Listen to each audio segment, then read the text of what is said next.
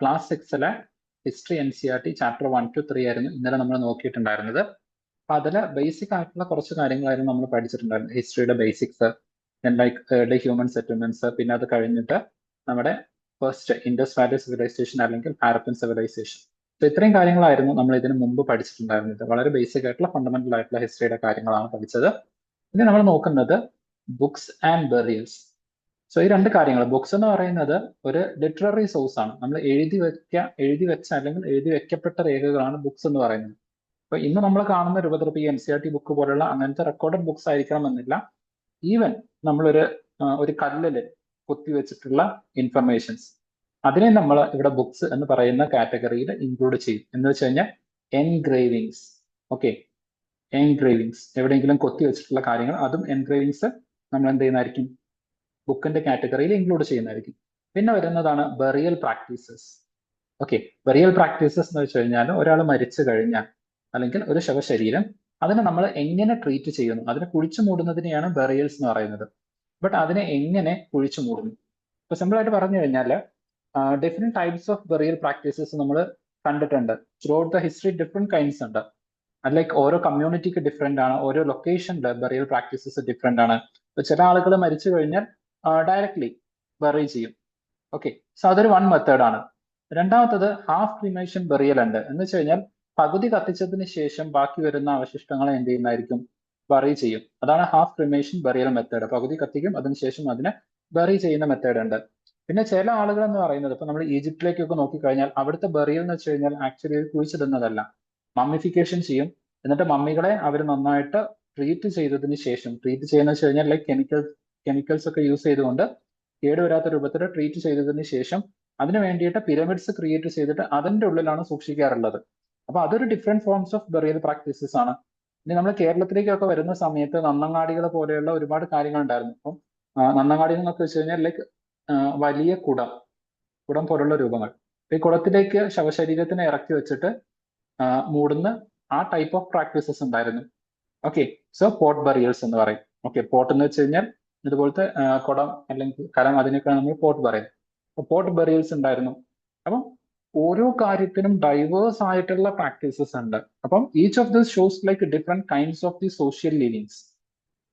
Different ആയിട്ടുള്ള സാമൂഹിക വ്യവസ്ഥകളെ കാണിക്കുന്നതാണ് ഈ പറയുന്ന ഓരോ കാര്യങ്ങളും. അപ്പോൾ അതിനെ കുറിച്ചിട്ടാണ് ഇന്നത്തെ നമ്മുടെ ഈ ഒരു ചാപ്റ്ററിൽ നമ്മൾ പഠിക്കാൻ പോകുന്നത്.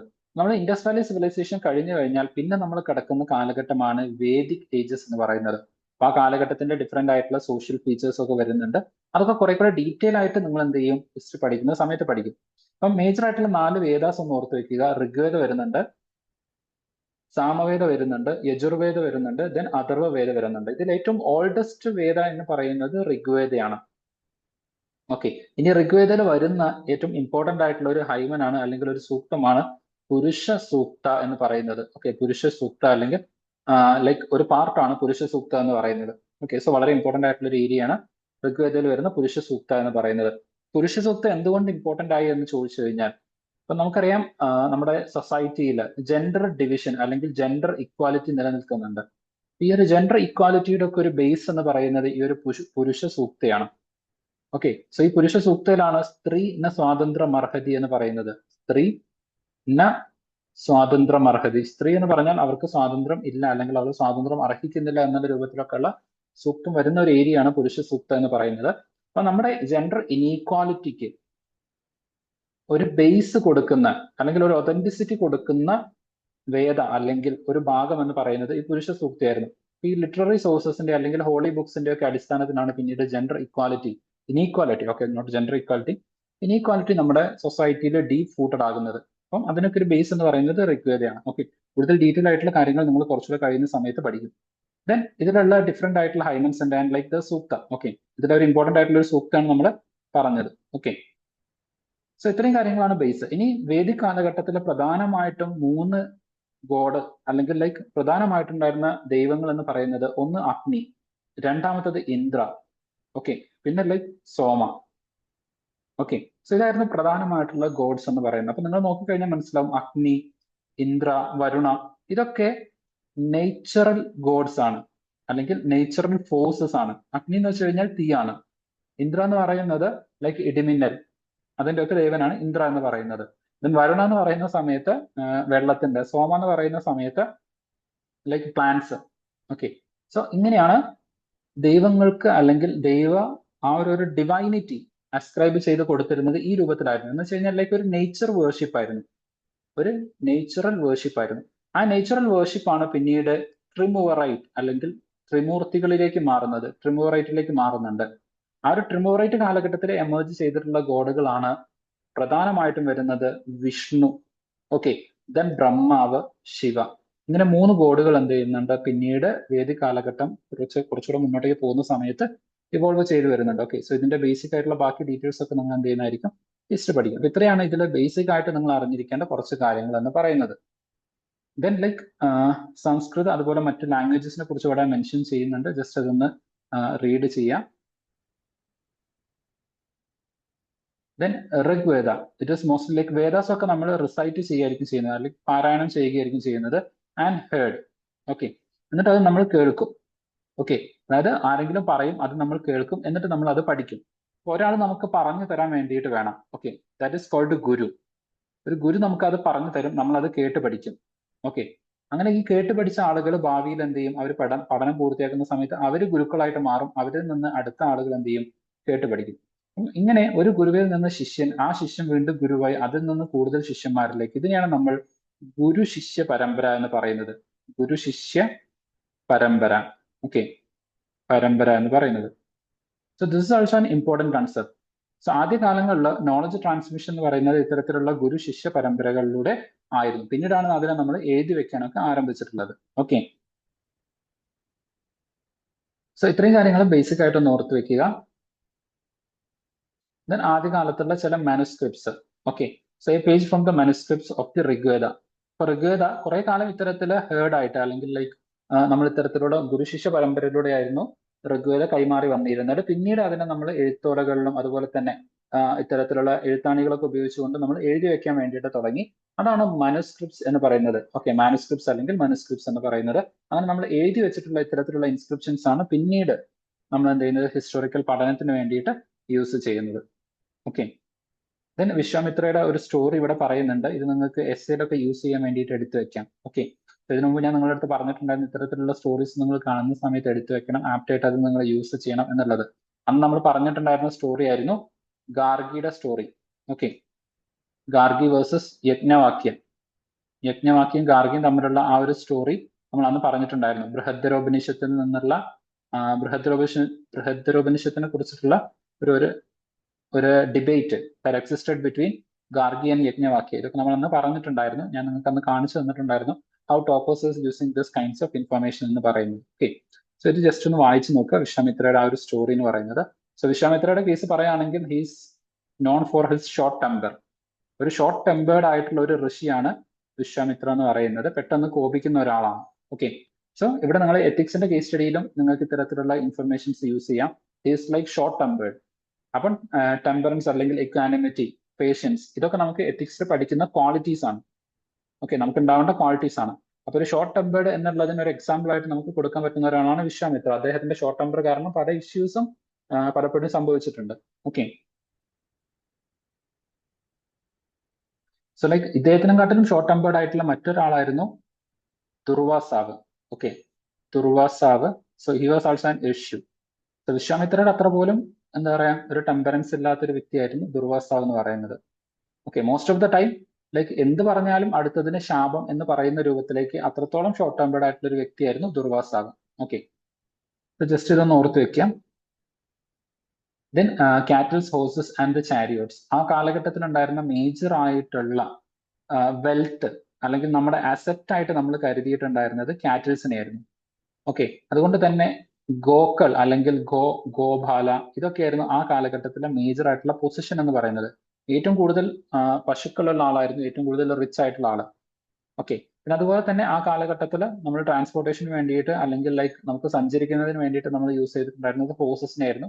ഹോഴ്സസിനെ നമ്മൾ ഡൊമസ്റ്റിക്കേറ്റ് ചെയ്തു, നമുക്ക് ട്രാവൽ പർപ്പസിന് വേണ്ടിയിട്ട് യൂസ് ചെയ്തു. കുറെ കൂടെ കൺവീനിയന്റ് ആയിട്ട് ഒരുപാട് ആളുകൾക്ക് സൈമൾട്ടേനിയസ്ലി യാത്ര ചെയ്യാൻ, ഒരു കംഫർട്ടിൽ യാത്ര ചെയ്യാൻ വേണ്ടിയിട്ട് ചാരിയോട്സ് എന്ന് വെച്ച് കഴിഞ്ഞാൽ രഥം. ഓക്കെ, അപ്പോൾ അത്തരത്തിലുള്ള രഥങ്ങളൊക്കെ എന്ത് ചെയ്തു, നമ്മൾ ക്രിയേറ്റ് ചെയ്തു. ഓക്കെ, ഇതാണ് ബേസിക് ആയിട്ട് വരുന്നത്.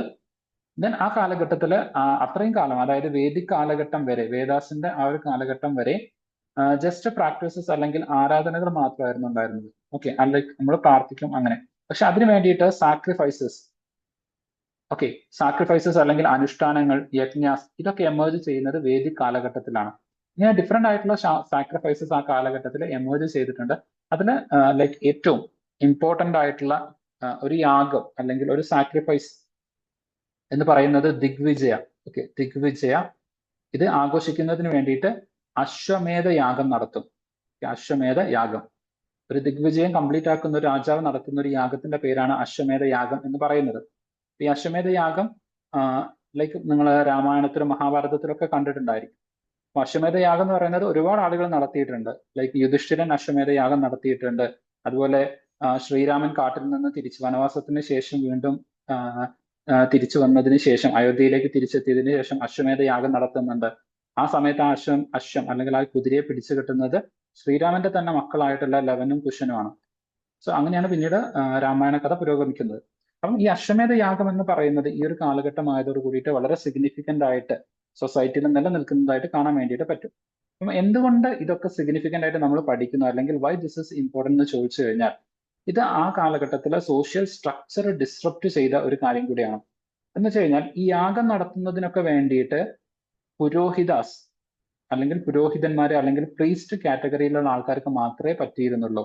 അപ്പൊ സ്വാഭാവികമായിട്ടും they started to get high privilege in the society. അപ്പം ഈ വർണ്ണ സിസ്റ്റത്തിനെ സ്ട്രോങ് ആക്കുന്നതിൽ ഒരു മേജർ ആയിട്ട് അല്ലെങ്കിൽ വർണ്ണ സിസ്റ്റത്തിന്റെ ഒരു റിസൾട്ട് ആയിട്ട് എമേർജ് ചെയ്തു എന്ന് നമുക്ക് പറയാം.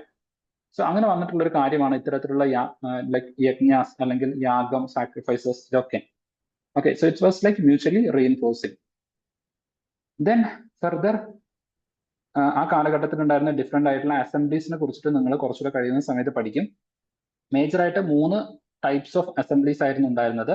One was Sabha, the other was like Samiti, and the last was Vidatha. Okay, Vidatha. So this kinds of like 3 categories was there, assemblies, public assemblies was there. ഇതില് ആ കാലഘട്ടത്തിൽ വേദിക് കാലഘട്ടം വരെയുള്ള കാലങ്ങളിൽ, അതായത് നമ്മുടെ മഹാജനപദാസ് അല്ലെങ്കിൽ ജനപദ കാലഘട്ടങ്ങളിലൊക്കെ ഇത്തരത്തിലുള്ള പബ്ലിക് അസംബ്ലീസ് ഉണ്ടായിരുന്നു. ആ കാലഘട്ടത്തിൽ ഇത്തരം പബ്ലിക് അസംബ്ലീസിൽ വുമൻസും പാർട്ടിസിപ്പേറ്റ് ചെയ്തിട്ടുണ്ടായിരുന്നു. എന്നാൽ വേദിക് കാലഘട്ടം ആയതോട് കൂടിയിട്ട് വുമൻസിന്റെ ഈ ഒരു സോഷ്യൽ ഫ്രീഡം, അതുപോലെ ഡിഗ്നിറ്റി ഒക്കെ ഇല്ലാതാവുകയും ഇത്തരത്തിലുള്ള പബ്ലിക് മീറ്റിംഗ്സിന്റെ ഒന്നും അവർക്ക് പങ്കെടുക്കാൻ കഴിയാതെ വരികയും ചെയ്തിട്ടുണ്ട്. ഓക്കെ, സോ അതും കൂടെ അതിന്റെ കൂടെ തന്നെ ഒന്ന് ഓർത്ത് വെക്കുക. Then as you can C slowly the caste system is emerging, Brahmins, Rajas. Okay, so ഈ യുദ്ധം ചെയ്യുന്ന ആളുകൾ അല്ലെങ്കിൽ ഭരണം നടത്തുന്ന ആളുകളായിരുന്നു രാജാസ്. അവർ പൊതുവെ ക്ഷത്രിയാസ് എന്നറിയപ്പെട്ടു. ഓക്കെ, അടുത്തത് then the 2 words were used to describe the people or the communities as a whole. One word was given, jana. Okay, then other was wish. അപ്പൊ ജനങ്ങളെ ഡിസ്ക്രൈബ് ചെയ്യുന്നതിന് വേണ്ടിയിട്ട് അല്ലെങ്കിൽ ജനങ്ങളുടെ ഒരു കൂട്ടത്തിനെ ഡിസ്ക്രൈബ് ചെയ്യുന്നതിന് വേണ്ടിയിട്ട് 2 പേരുകളാണ്, ഒന്ന് ജന അല്ലെങ്കിൽ വിഷ് എന്ന് പറയുന്നത്. ഓക്കെ, സോ ജന എന്ന് പറയുന്നതാണ് പിന്നീട് നിങ്ങൾ മഹാജനപദ എന്നൊക്കെ പഠിക്കുന്ന സമയത്ത് മഹാജനപദ കുറച്ചുകൂടെ കഴിയുമ്പോൾ പഠിക്കും. അവിടെ വരുന്നത് ഈ ഒരു ജനയാണ്. ഇനി കുറച്ചുകൂടെ കഴിയുന്ന സമയത്ത് വിശ്വ എന്നുള്ളതിനെ വിശ്യ എന്നുള്ള രൂപത്തിൽ വിശ്വപതി, ഇങ്ങനെ ഡിഫറെന്റ് ആയിട്ടുള്ള ടേംസ് നിങ്ങൾ കേൾക്കും. അപ്പൊ വിശ്വ എന്ന് പറഞ്ഞു കഴിഞ്ഞാലും ജനം അല്ലെങ്കിൽ ആളുകൾ എന്നുള്ളതിന് വേണ്ടിയിട്ട് യൂസ് ചെയ്യുന്ന ഒരു ടേം ആണെന്നുള്ളത് ഇവിടെ മനസ്സിലാക്കി വെക്കാം. ഓക്കെ, ദെൻ അതിനുശേഷം നമ്മൾ ആ ഒരു വർണ്ണ സിസ്റ്റം സ്ട്രോങ് ആവുന്നതോട് കൂടിയിട്ട് എമേർജ് ചെയ്യുന്ന മറ്റ് 2 കാറ്റഗറി, ഏറ്റവും താഴേക്കിടയിലുള്ള സോഷ്യൽ സ്ട്രാറ്റയിലുള്ള ആളുകളാണ് ദാസ ആൻഡ് ദാസ്യു എന്ന് പറയുന്നത്. Okay, most of the time ഇത് എങ്ങനെ എമേർജ് ചെയ്യൂ എന്ന് ചോദിച്ചു കഴിഞ്ഞാൽ, ഈ യുദ്ധത്തിലൊക്കെ പിടിച്ചിട്ടുള്ള ആളുകളായിരുന്നു ആദ്യകാലത്ത് ദാസാസ് ആയിരുന്നത്. പിന്നീട് അതല്ലാതെ യുദ്ധത്തിൽ നിന്നല്ലാതെ സമൂഹത്തിലെ ഏറ്റവും പാവപ്പെട്ട അല്ലെങ്കിൽ സാധാരണ ജോലികൾ ചെയ്തിരുന്ന ആളുകളെയും പിന്നീട് എന്ത് ചെയ്തിട്ടുണ്ട്, ഈ ഒരു കാറ്റഗറിയിലേക്ക് വരുന്നുണ്ട്. അവരാണ് പൊതുവെ ശൂദ്ര കാറ്റഗറിയിലേക്കൊക്കെ വരുന്നത്. ശൂദ്രാസിന് മുകളിൽ വൈശ്യാസ് ഉണ്ട്, അതിന് മുകളിൽ ക്ഷത്രിയാസ് ഉണ്ട്, അതിന് മുകളിലായിട്ട് ബ്രാഹ്മണാസ് ഉണ്ട്. അപ്പം ഈ ശൂദ്രാസിനും താഴെയായിട്ടായിരുന്നു പലപ്പോഴും ദാസാസ് അല്ലെങ്കിൽ ദാസ്യൂസിനെയൊക്കെ കൺസിഡർ ചെയ്തിട്ടുണ്ടായിരുന്നത്.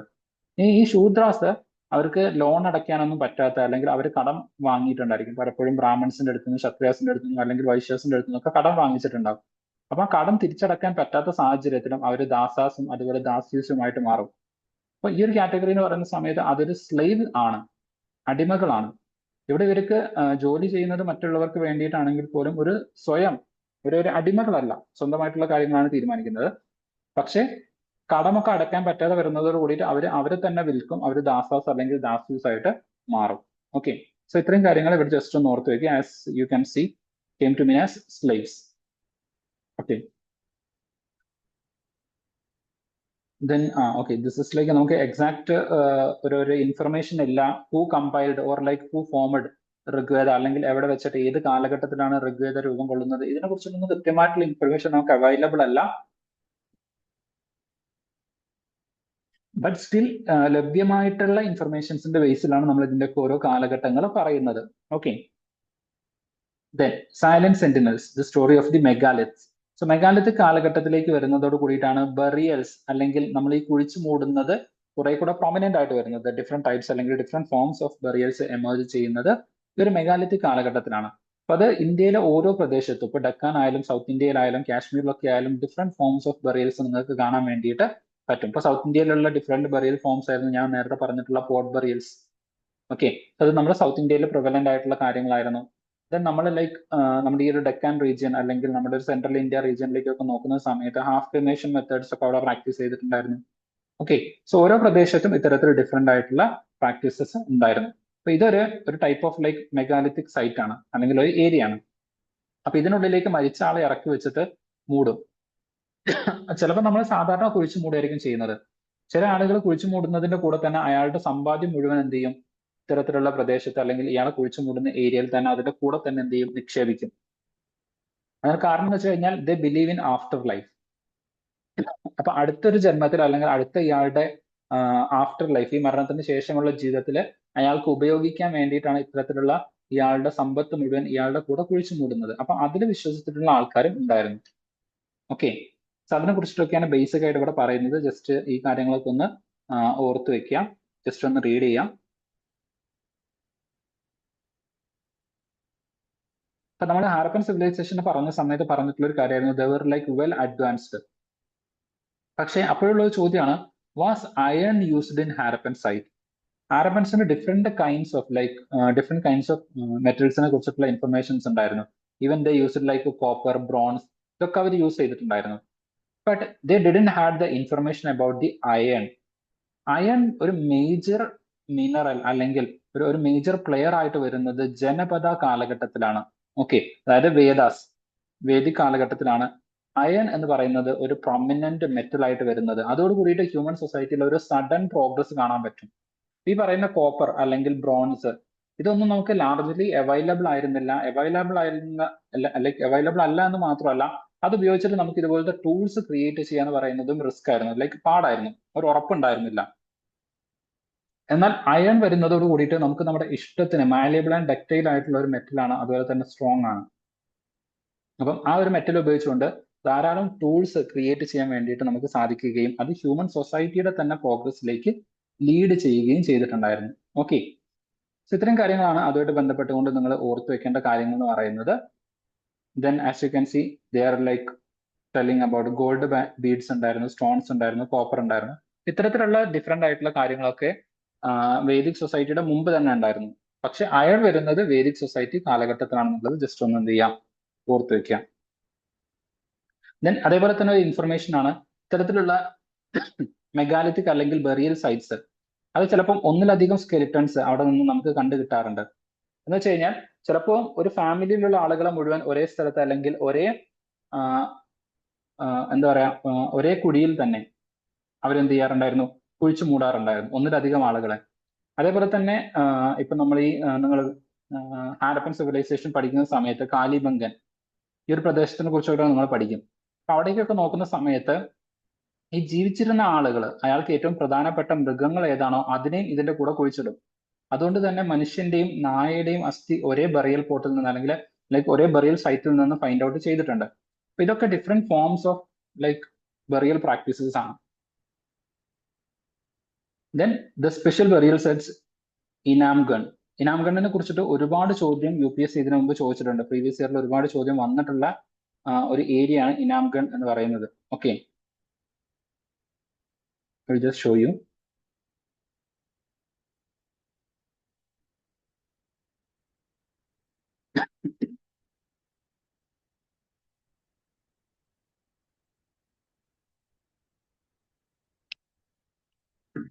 So as you can see, this one.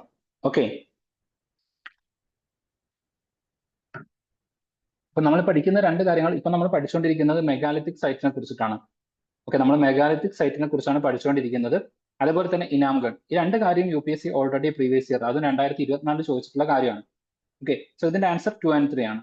Okay, correctly matched 2 and 3 ആണ്. ബാക്കി രണ്ടും അത്രത്തോളം എന്തല്ല, ഇമ്പോർട്ടന്റ് അല്ല. അപ്പൊ ഇത്തരത്തില് ഇതൊക്കെ ലൈക്ക് ആസച്ച് നിങ്ങൾ ഹിസ്റ്ററി ടെക്സ്റ്റ് ബുക്ക് വായിക്കുന്ന സമയത്ത് അത്രത്തോളം പ്രൊമനന്റ് ആയിട്ട് നിങ്ങൾ കാണാത്തതാണ്. അപ്പം ഇത്തരത്തിലുള്ള ഇൻഫർമേഷൻ നിങ്ങൾക്ക് NCERT നിന്ന് മാത്രമേ കിട്ടുള്ളൂ. ഓക്കെ, സോ ഇനാംഗഡിന്റെ ഏറ്റവും വലിയൊരു ഇമ്പോർട്ടൻസ് ആകുന്നത് ഡെഫിനറ്റ്ലി അതൊരു മെഗാലിത്തിക് സൈറ്റ് ആണ്. എന്നാൽ അതേപോലെ തന്നെ ഇമ്പോർട്ടന്റ് ആയിട്ട് വരുന്ന ഒരു സാധനമാണ് ഇനാംഗഡ് എന്ന് പറയുന്നത്. It is one of the chalcolithic site ആണ്. അപ്പൊ ചാൽക്കോലിത്തിക് എന്ന് പറയുന്ന സമയത്ത് അവിടേക്ക് വരുന്ന സമയത്ത് കോപ്പർ ഒരു മേജർ ഇമ്പോർട്ടന്റ് ടൂൾ ആയിട്ട് അവിടെ യൂസ് ചെയ്യുന്നുണ്ട്. ഓക്കെ, നമ്മൾ നേരത്തെ പറഞ്ഞ പോലെ ഈ ഹാരപ്പൻ സൊസൈറ്റി എത്തുന്നതോട് കൂടിയിട്ട് തന്നെ നമ്മൾ എന്ത് ചെയ്യുന്നുണ്ട്, കോപ്പർ ഒരു മേജർ ടൂൾ ആയിട്ട് യൂസ് ചെയ്യുന്നുണ്ട്. ഓക്കെ, സോ അതുകൊണ്ടാണ് ഇതൊരു ഇമ്പോർട്ടന്റ് ആയിട്ട് വരുന്നത്. അതും കൂടെ അതിന്റെ കൂടെ തന്നെ ഓർത്ത് വെക്കുക. ഡെഫിനറ്റ്ലി അതൊരു ചാൽക്കോലിത്തിക് സൈറ്റ് ആണ്, അതുപോലെ തന്നെ ഒരു മെഗാലിത്തിക് സൈറ്റും കൂടെയാണ്. Okay, and it is located in Maharashtra. പിന്നെ ഇവിടെ UPSC ചോദിച്ചിരിക്കുന്ന ചോദ്യത്തിന്റെ പാറ്റേണും കൂടെ ഒന്ന് ശ്രദ്ധിക്കുക. ഫസ്റ്റ് ആർക്കിയോളജിക്കൽ സൈറ്റ് ഏതാണെന്ന് ചോദിച്ചിട്ടുണ്ട്, അതിന്റെ ലൊക്കേഷനും ചോദിച്ചിട്ടുണ്ട്, അതിന്റെ ഇമ്പോർട്ടന്റ് ഫീച്ചറും ചോദിച്ചിട്ടുണ്ട്. ഓക്കെ, സോ അങ്ങനെ 3 കാര്യങ്ങളും ഒരേപോലെ പഠിക്കണം. ഇത് definitely like Mangadu Kerala megalithic site. ഈ മങ്കഡു എന്നുള്ളതുകൊണ്ട് അവർ എക്സാക്ട്ലി എന്താണ് ഉദ്ദേശിച്ചത് എന്നുള്ളത് we have to check. Okay, Mangadu approximately BC megalithic site, Edakkal caves. So normally നമ്മൾ എലിമിനേറ്റ് ചെയ്യുന്ന സാധനമാണ്. ഇപ്പൊ കേരളത്തിൽ നിന്നുള്ള ആൾക്കാരാണെങ്കിൽ ഈ മങ്കഡു എന്ന് പറയുന്നത് നമ്മൾ കർണാടക അല്ലെങ്കിൽ ആന്ധ്ര, അവിടെയാണ് ഈ ഡു എന്ന് പറയുന്ന ഒരു സാധനം നമ്മൾ സാധാരണ കാണാറുള്ളത്. അപ്പൊ എലിമിനേറ്റ് ചെയ്യുന്ന സാധനമാണ്. ബട്ട് UPSCക്ക് പ്രത്യേകിച്ചും ക്വസ്റ്റ്യൻ പേപ്പർ ഉണ്ടാക്കുന്നത് നോർത്തിൽ നിന്നുള്ള ആൾക്കാരായതുകൊണ്ട് അവരെ സംബന്ധിച്ചിട്ട് തമിഴ്നാടിന്റെ ചില ഏരിയാസും കൂടെ അവര് ഈ പറയുന്ന പോലെ കേരളത്തിൻ്റെതായിട്ട് കൺസിഡർ ചെയ്യാറുണ്ട്. ഓക്കെ, സോ അങ്ങനെ വന്നിട്ടുള്ള ഒരു സാധനമായിരിക്കണം മങ്കഡു എന്ന് പറയുന്നത്. മറ്റേത് എടക്കൽ കേവ്സ് നമുക്ക് അറിയാവുന്ന കാര്യം തന്നെയാണ്, it's like in Wayanad. Okay, അപ്പം ഡെഫിനറ്റ്ലി ഇത്തരത്തിലുള്ള കാര്യങ്ങളൊക്കെ വരുന്ന സമയത്ത് അതുമായിട്ട് ഇമ്പോർട്ടന്റ് ആയിട്ടുള്ള കാര്യങ്ങളും അവരുടെ കൂടെ തന്നെ ഓർത്ത് വെക്കുക. Then it is a site ഗോണ്ട് റിവറിന്റെ കരയിലാണ്, a tributary of the Bhima river. ആ ഓരോ ഇൻഫർമേഷൻ ഇവിടെ പറയുന്നത് പ്രോപ്പറായിട്ട് എന്ത് ചെയ്യുക, നോട്ട് ചെയ്ത് വെക്കുക. ഓക്കെ, സോ ഇവിടെയുള്ള ഇൻഫർമേഷൻസ് ജസ്റ്റ് ഒന്ന് നന്നായിട്ട് റീഡ് ചെയ്യാം. ദെൻ നമ്മൾ ഇത്രയും നേരം പറഞ്ഞ കാര്യങ്ങൾ, വാട്ട് ദ സ്കെലിറ്റൽ സ്റ്റഡീസ് അല്ലെങ്കിൽ ബറിയൽ സൈറ്റിൽ നിന്ന് കിട്ടുന്ന ആ ഒരു സ്കെലിറ്റൺ റിമൈനൻസ് പഠിക്കുന്ന സമയത്ത് നമുക്ക് എന്ത് ഇൻഫർമേഷൻ ആണെന്നുള്ളതിന്റെ ഡീറ്റെയിൽസ് ആണ് ഇവിടെ പറയുന്നത്. അപ്പം അതും കൂടെ ജസ്റ്റ് ഒന്ന് എന്ത് ചെയ്യാം, റീഡ് ചെയ്യുക, ഒരു എക്സ്ട്രാ റീഡിങ്ങിന് വേണ്ടിയിട്ടാണ്. Okay, then the occupation at the Inamgaon. Okay, so അവിടുത്തെ ഒക്യുപ്പേഷനെ കുറിച്ചിട്ടാണ് ഡിഫറെന്റ് ആയിട്ടുള്ള കാര്യങ്ങൾ പറയുന്നത്. Then as you can see ഇവിടെ ഡിഫറെന്റ് ആയിട്ടുള്ള ആനിമൽസിനെ കുറിച്ചിട്ട് പറയുന്നുണ്ട്. Cattles, buffalo, goat, sheep, dog, ഇങ്ങനൊക്കെ പറഞ്ഞു. ബട്ട് സാമ്പാർ, ഓക്കെ, ഈ സാധനം കൊടുത്തിരിക്കുന്നത് മാത്രം ബാക്കിയുള്ള ആ ഒരു ലെറ്റർ, ആ ലെറ്റർ സ്റ്റൈലിൽ നിന്ന് ഡിഫറെന്റ് ആണ് അല്ലേ? നിങ്ങൾക്ക് കാണാൻ പറ്റുന്നില്ലേ സുമയ? ആ ഒരു ഡിഫറൻസ് മനസ്സിലാവുന്നുണ്ടാവും. ലൈക്ക് ഇവിടെ കൊടുത്തിരിക്കുന്നത് കണ്ടില്ല, ലൈക്ക് ഷീപ്പ്, ഡോഗ്, ഹോസ്, പിഗ്. പക്ഷെ ഈ എഴുതിയിരിക്കുന്ന സാമ്പാർ എന്ന് എഴുതിയിരിക്കുന്നത് മാത്രം ഒരു ഡിഫറെന്റ് ഫോണ്ടിലാണ് അല്ലേ? ലൈക്ക് ഒറ്റയടിക്ക് ഒന്ന് ഇറ്റാലിക് ആക്കിയിട്ടാണ് ഇത് എഴുതിയിരിക്കുന്നത്, അതിന്റെ സ്റ്റൈല് ഡിഫറെന്റ് ആണ്. ഓക്കെ, ഇനി UPSC 2023 ചോദിച്ചിട്ടുള്ള ഒരു ചോദ്യമായിരുന്നു.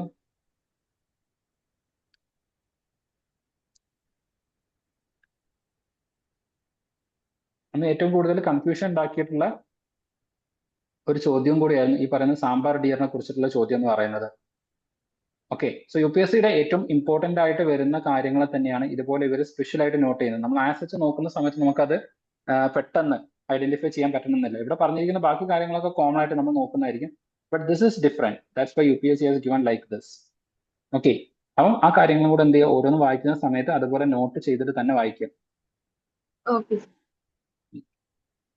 ദെൻ അതിനെ കുറിച്ചിട്ട് ഇമാജിൻ ചെയ്യാൻ വേണ്ടിയിട്ടാണ്, അത് ലൈക്ക് ആസ് സച്ച് വേണമെന്നില്ല. അപ്പൊ ഇത്രയും കാര്യങ്ങളാണ് ഇവിടെ മേജർ ആയിട്ട് വരുന്നത്.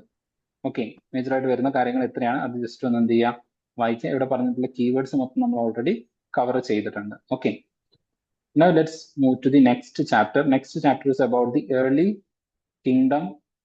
kings and the early republics. അപ്പൊ ഇവിടെ മുതലാണ് നമ്മൾ ജനപദാസിനെ കുറിച്ചിട്ടും ജനപദാസ് അതുപോലെ തന്നെ മഹാജനപദാസ്, ഇതിനെ കുറിച്ചിട്ടൊക്കെ നമ്മൾ പഠിക്കുന്നത്. ഇതുവരെ നിങ്ങൾ ഈ ടേം കേട്ടിട്ടേ ഉള്ളൂ. ഓക്കെ, നമ്മൾ ഹിസ്റ്ററി ആയാലും അതുപോലെ ലൈക്ക് NCERT ഏത് ചാപ്റ്റർ നമ്മൾ പഠിക്കുന്ന സമയത്തും ഇനീഷ്യലി ഞാൻ ഡിഫറെന്റ് ആയിട്ട് ഇങ്ങനെ കുറെ ടേംസ് പറയും. അപ്പൊ ആ ടേംസ് പറയുന്ന സമയത്ത് ഇതൊന്നും പഠിപ്പിച്ചിട്ടില്ലല്ലോ എന്ന് നിങ്ങൾ കരുതണ്ട. കുറച്ച് കഴിയുന്ന സമയത്ത് ഓരോ ടേംസും നമ്മൾ പഠിച്ച് ലൈക്ക് നിങ്ങൾക്ക് എക്സ്പ്ലെയിൻ ചെയ്തു തരും. കാരണം ആ ടേംസ് ഒക്കെ കുറച്ചുകൂടെ ഹയർ സ്റ്റഡീസിലേക്ക് പോകുന്ന സമയത്ത് നിങ്ങൾ കേട്ട് കേട്ട് പരിചയം എന്താന്നുള്ളത് നിങ്ങൾക്ക് മനസ്സിലാവും. ഓക്കെ, സോ ഇവിടെ ജനപദാസ് എന്ന് പറയുന്ന സമയത്ത് നമ്മുടെ ഇൻഡസ് വാലി സിവിലൈസേഷന് ശേഷം അത് നശിച്ചു പോവുകയും പിന്നീട് ജനങ്ങൾ പല പ്രദേശങ്ങളിൽ ചിന്നിച്ചിതറിയിട്ട് ഓരോ പ്രദേശങ്ങളിലും ആയിട്ട് താമസിക്കാൻ വേണ്ടിയിട്ട് തുടങ്ങി. അപ്പം ഓരോ പ്രദേശത്തും ജനങ്ങൾക്ക് താമസിക്കാൻ അവരുടേതായിട്ടുള്ള റീസൺസ് ഉണ്ട്. ചില ആളുകൾ നദികളോട് ചേർന്നിട്ടാണ്, ചില ആളുകൾ ഫോറസ്റ്റിനോട് ചേർന്നിട്ടാണ്, ചില പ്രദേശങ്ങൾ ലൈക്ക് മൗണ്ടെയിൻ വാലീസിന്റെ ആ ഒരു ലൈക്ക് മൗണ്ടെയിൻസിൽ അല്ലെങ്കിൽ ആ ഒരു വാലി പ്രദേശങ്ങളിലാണ് താമസിച്ചത്.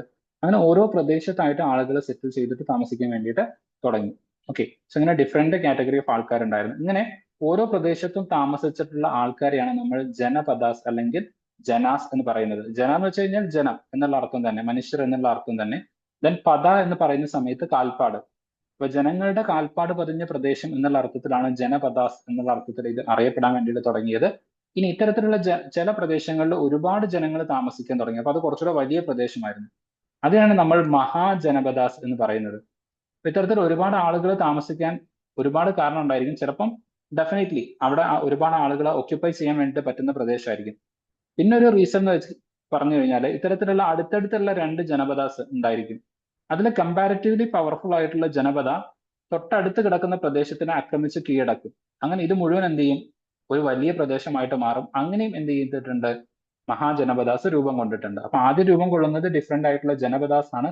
അത്തരത്തിലുള്ള ജനപദാസ് വികസിക്കുകയോ അല്ലെങ്കിൽ അടുത്തുള്ള പ്രദേശങ്ങളെ കീഴടക്കി വലുതാവുകയോ ചെയ്തതിലൂടെ മഹാജനപദാസ് രൂപം കൊള്ളുകയാണ് ചെയ്തിട്ടുള്ളത്. ഓക്കെ, സോ ഈ ഒരു ഇൻഫർമേഷൻ ആണ് ഇവിടെ നിങ്ങൾക്ക് ഏറ്റവും കൂടുതൽ വേണ്ടത്. ഏറ്റവും കൂടുതൽ നിങ്ങൾ ഇനി വരുന്ന കാര്യങ്ങളിൽ ഡിസ്കസ് ചെയ്യാൻ പോകുന്നത് ഇതിനെ കുറിച്ചിട്ടായിരിക്കും. അപ്പം ഇവിടെ അശ്വമേധ യാഗത്തിനെ കുറിച്ച് പറയുന്നുണ്ട്. It was about the rituals, അതിന്റെ ബാക്കി ഡീറ്റെയിൽസ് ഒക്കെ പറയുന്നുണ്ട്. ജസ്റ്റ് നിങ്ങൾ അതൊന്ന് റീഡ് ചെയ്യാം എന്താണ് എന്നുള്ളത്. ഓക്കെ, ദെൻ ഞാൻ നേരത്തെ പറഞ്ഞ പോലെ വൈശ്യാസിനെ കുറിച്ചിട്ട് ശൂദ്രാസിനെ കുറിച്ചിട്ട് ആ ഒരു കാസ്റ്റ് സിസ്റ്റത്തിനെ കുറിച്ചിട്ടൊക്കെ ഡീറ്റെയിൽ ആയിട്ട് പറയുന്നുണ്ട്. Just read it. And the varna system, okay, different types of varnas, അതിനെ കുറിച്ചിട്ട് പറയുന്നുണ്ട്. ഓക്കെ, വർണ്ണ സിസ്റ്റം കഴിഞ്ഞിട്ട് ഇനി കുറച്ചുകൂടെ കഴിയുമ്പോൾ നിങ്ങൾ പഠിക്കുന്നതാണ് ജാതി സിസ്റ്റം. ഓക്കെ, വർണ്ണ സിസ്റ്റം എന്ന് പറയുന്നത് it was based on the job perform ചെയ്തതിന്റെ ബേസിലായിരുന്നു വർണ്ണ സിസ്റ്റം വന്നിട്ടുണ്ടായിരുന്നു.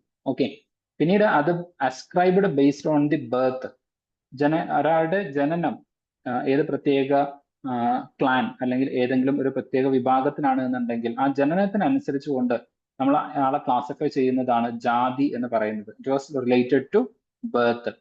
ബൈ ബർത്ത് ഒരാൾക്ക് ഒരു പ്രത്യേക കാറ്റഗറി അസൈൻ ചെയ്ത് കൊടുക്കുന്നതിനെയാണ് നമ്മൾ ജാതി എന്ന് പറയുന്നത്. ഒരാൾ ഒരു ജോലി ചെയ്യുന്നതിനനുസരിച്ചിട്ട് അയാളെ ഒരു പ്രത്യേക കാറ്റഗറിയിൽ ഇൻക്ലൂഡ് ചെയ്യുന്നതിനെ നമ്മൾ വർണ്ണ സിസ്റ്റം എന്ന് പറയും. ഓക്കെ, ഞാൻ നേരത്തെ പറഞ്ഞ പോലെ ഇനി നമ്മൾ ഡിസ്കസ് ചെയ്യാൻ പോകുന്നതാണ് ജനപദാസ്. പിന്നെ ഞാൻ ഇന്നലെ പറഞ്ഞിട്ടുണ്ടായിരുന്നു ഡിഫറെന്റ് ടൈപ്സ് ഓഫ് പോർട്സിനെ കുറിച്ച് കുറച്ച് കഴിയുമ്പോൾ നിങ്ങൾ പഠിക്കുന്നുള്ളത്. അതിലൊരു ഇമ്പോർട്ടന്റ് ആയിട്ടുള്ള സാധനമാണ് grey wire. Okay, then black and red wear ഒക്കെ ഉണ്ട്. ഇപ്പൊ നിങ്ങൾ പഠിക്കുക ഈ ജനപദ കാലഘട്ടത്തിൽ ഉണ്ടായിരുന്ന പോർട്രീസിനെയാണ് നമ്മൾ ഗ്രേ വെയർ എന്ന് പറയുന്നത്. ഓക്കെ, അതും ഇതിന്റെ കൂടെ തന്നെ ജസ്റ്റ് ഒന്ന് ഓർത്ത് വെക്കണം. ഇന്നലെ ഞാൻ പറഞ്ഞിട്ടുണ്ടായിരുന്നു ഡിഫറെന്റ് കൈൻഡ്സ് ഓഫ് പോർട്സിനെ കുറിച്ചിട്ട് കുറച്ചുകൂടെ കഴിയുന്ന സമയത്ത് നിങ്ങൾ പഠിക്കുന്നുള്ളത്. ദെൻ ഓരോ ജനാസ് ഉണ്ടായിരുന്നു. ആ ഓരോ ജന അല്ലെങ്കിൽ ഓരോ പ്രദേശങ്ങൾക്കും ഒരു രാജാവ് ഉണ്ടായിരുന്നു. അതിനെയാണ് രാജ എന്ന് പറയുന്നത്. പിന്നീട് അത്തരത്തിലുള്ള ജനാസ് കുറെ കൂടെ വളർന്ന് വികസിക്കുന്ന സമയത്ത് നമ്മൾ അതിനെ മഹാജനപദാസ് എന്ന് പറയും. ദെൻ ജന സെറ്റ് ഇറ്റ്സ് ഫൂട്ട്, ജനങ്ങളുടെ ഫൂട്ട് പതിഞ്ഞ പ്രദേശം, അതാണ് ജനപദ. പദ എന്ന് പറയുന്ന സമയത്ത് പാദം, ഫൂട്ട് എന്നുള്ള അർത്ഥമാണ്. ഓക്കെ, അപ്പൊ ഇത്തരത്തിലുള്ള കുറച്ച് ബേസിക് ഇൻഫർമേഷൻസ് ജസ്റ്റ് ഒന്ന് ഇവിടെ പഠിക്കുക. ഏതൊക്കെ പ്രദേശങ്ങളിലായിരുന്നു ആദ്യത്തെ ജനപദാസ് ഉണ്ടായിരുന്നത്, അവരുടെ ഒരു സെറ്റിൽമെന്റ് പാറ്റേൺസ് ആൻഡ് ലൈഫ്, അതാണ് ഇനി നമ്മൾ പഠിക്കാൻ വേണ്ടിയിട്ട് പോകുന്നത്. സോ നമ്മൾ നേരത്തെ പറഞ്ഞ പോലെ മഹാജനപദാസ്, അതായത് അടുത്തടുത്തുള്ള ജനപദാസ് തൊട്ടടുത്തുള്ള മറ്റ് പ്രദേശങ്ങളും കൂടെ കീഴടക്കിയിട്ട് അവർ കുറെ കൂടെ വളർന്നു, സാമ്പത്തികമായിട്ട് അതുപോലെ തന്നെ പവർഫുൾ ആയിട്ട്, ആർമി ബേസ് ആയിട്ട്, പൊളിറ്റിക്കലിയൊക്കെ അവർ കുറെ കൂടെ സ്ട്രോങ് പ്രദേശമായിട്ട് മാറി. അങ്ങനെ മേജർ ആയിട്ടുള്ള ഒരു 16 ജനപദാസിനെ കുറിച്ചിട്ടുള്ള ഇൻഫർമേഷൻസ് നമുക്ക് ബുദ്ധിസ്റ്റ് ടെക്സ്റ്റുകൾ ലൈക്ക് ബുദ്ധിസ്റ്റ് ബുക്കുകളിൽ നിന്ന്, ടെക്സ്റ്റുകളിൽ നിന്ന് നമുക്ക് കിട്ടിയിട്ടുണ്ട്. അപ്പം ആ ഒരു 16 ജനപദാസിന്റെ ലൊക്കേഷൻസ് നിങ്ങൾ ജസ്റ്റ് ഒന്ന് ഓർത്ത് വെക്കേണ്ടതായിട്ടുണ്ട്. അപ്പം ഈ ഒരു ജനപദാസ് വരുന്നതോട് കൂടിയിട്ട് അതൊരു രാജ്യം, ഇപ്പൊ നമ്മൾ പറയുന്ന പോലെ ഒരു കിങ്ഡം, എന്നുള്ള രൂപത്തിലേക്കാണ് ഈ ഓരോ ജനപദാസും വളർന്നു വന്നിട്ടുള്ളത്. അവിടെ പ്രോപ്പർ ആയിട്ടുള്ള ഒരു രാജാവ് ഉണ്ടായിരിക്കും, ആ രാജാവിന് കൊട്ടാരവും അതുപോലെ തന്നെ ഒരു ക്യാപിറ്റൽ സിറ്റി ഉണ്ടായിരിക്കും, കോട്ടകൾ ഉണ്ടായിരിക്കും. ഓരോ ജനപദാസും it was like well fortified. കാരണം ഈ മഹാജനപദാസ് വരുന്നതോട് കൂടിയിട്ട് തൊട്ടടുത്തുള്ള ജനപദം എന്ത് ചെയ്യും, ഈ ഒരു ജനപദനെ ആക്രമിക്കും, അല്ലെങ്കിൽ ഇവർ തിരിച്ചാക്രമിക്കും. അപ്പൊ ആ ഒരു പേടി ഉള്ളത് കൊണ്ട് ഓരോരുത്തരും കോട്ട കെട്ടിയിട്ട് അവരവരുടെ പ്രദേശങ്ങളെ സംരക്ഷിക്കാൻ വേണ്ടിയിട്ട് തുടങ്ങി. So this become fortified. Okay, ഇനി അതിന്റെ ലൊക്കേഷൻസും കൂടെ ജസ്റ്റ് ഒന്ന് ഓർത്ത് വെക്കുക, എവിടേക്കാണ് മേജർ ആയിട്ടുള്ള ജനപദാസ് വരുന്നത് എന്നുള്ളത്. ഓക്കെ, അതിൽ ഏറ്റവും പ്രധാനപ്പെട്ട ഒന്ന് രണ്ട് ജനപദാസ് ആണ്. ഒന്ന് അവന്തി വരുന്നുണ്ട്, വൈശാലി വരുന്നുണ്ട്, വാജി വരുന്നുണ്ട്. അതിൽ ഏറ്റവും പ്രധാനപ്പെട്ടതാണ് മഗധ.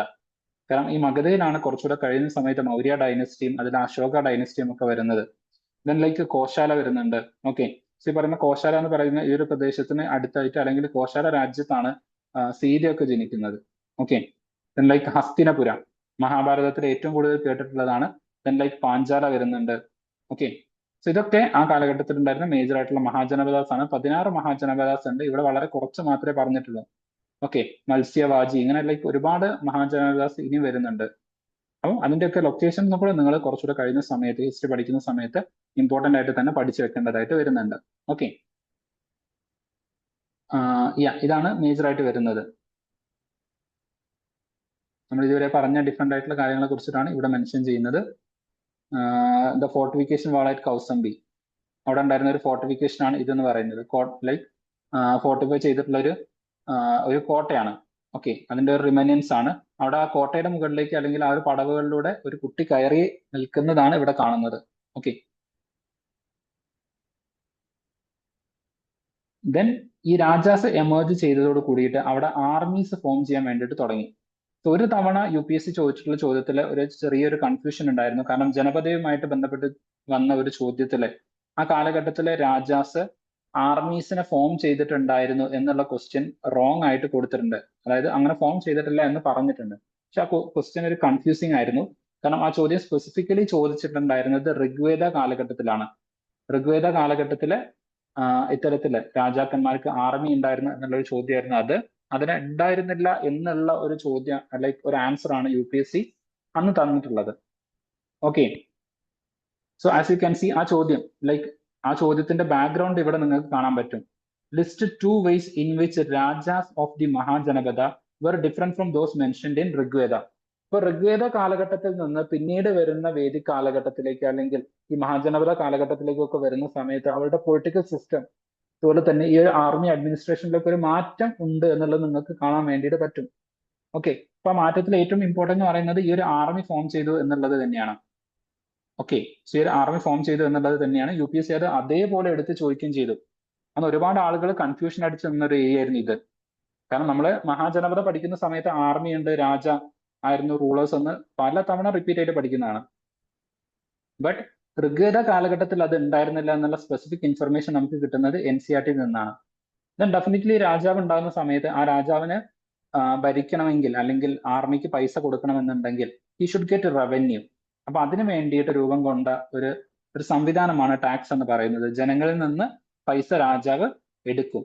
ഓക്കെ, ജനങ്ങൾക്ക് സംരക്ഷണം കൊടുക്കുന്നതിന് വേണ്ടിയിട്ട് അല്ലെങ്കിൽ രാജ്യത്തിനെ പ്രൊട്ടക്ട് ചെയ്യുന്നതിനൊക്കെ വേണ്ടിയിട്ട് ടാക്സുകൾ കളക്ട് ചെയ്യാൻ വേണ്ടിയിട്ട് തുടങ്ങിയിട്ടുണ്ടായിരുന്നു. Okay, in order to like build huge fort maintaining the big armies, ഈ ഓരോ പർപ്പസിന് വേണ്ടിയിട്ട് ടാക്സുകൾ കളക്ട് ചെയ്യാൻ തുടങ്ങി. അപ്പൊ അന്നത്തെ കാലഘട്ടത്തിൽ ഉണ്ടായിരുന്ന മേജർ ആയിട്ടുള്ള ചില ടാക്സുകളെ കുറിച്ചിട്ടും കൂടെ നിങ്ങൾ പഠിക്കേണ്ടതായിട്ടുണ്ട്. ഓക്കെ, ക്രോപ്പുകളിൽ അതായത് കൃഷി ചെയ്യുന്നതില് അതുപോലെ തന്നെ കലാകാരന്മാരെ അല്ലെങ്കിൽ നിങ്ങൾ നിർമ്മിക്കുന്ന ഡിഫറെന്റ് ആയിട്ടുള്ള പോട്ടറീസ്, പോട്ട്, ഓക്കെ, സോ ഇത്തരത്തിലുള്ള സാധന സാമഗ്രികളൊക്കെ ഉണ്ടാക്കുന്നതിന് അതിന് നിങ്ങൾ ടാക്സ് കൊടുക്കണമായിരുന്നു. ഈവൻ ലൈക്ക് ആനിമൽ ഹെർഡിങ്സ് അതുപോലെ ആനിമൽ പ്രൊഡ്യൂസ് ഇതിനൊക്കെ ടാക്സ് കൊടുക്കേണ്ട ലൈക്ക് ഒരു സാഹചര്യം ഉണ്ടായിരുന്നു. അതുപോലെ ഗുഡ്സ് പ്രൊഡ്യൂസ് ചെയ്യുന്നുണ്ടെങ്കിൽ അതിന് ടാക്സ് കൊടുക്കണം. ഈ ടാക്സ് എത്രത്തോളം എന്ന് വെച്ച് കഴിഞ്ഞാൽ ലൈക്ക് വാദഭൂത എന്ന് പറയുന്ന ടാക്സ് ഉണ്ടായിരുന്നു. വാദഭൂത എന്ന് പറയുന്ന ടാക്സ്.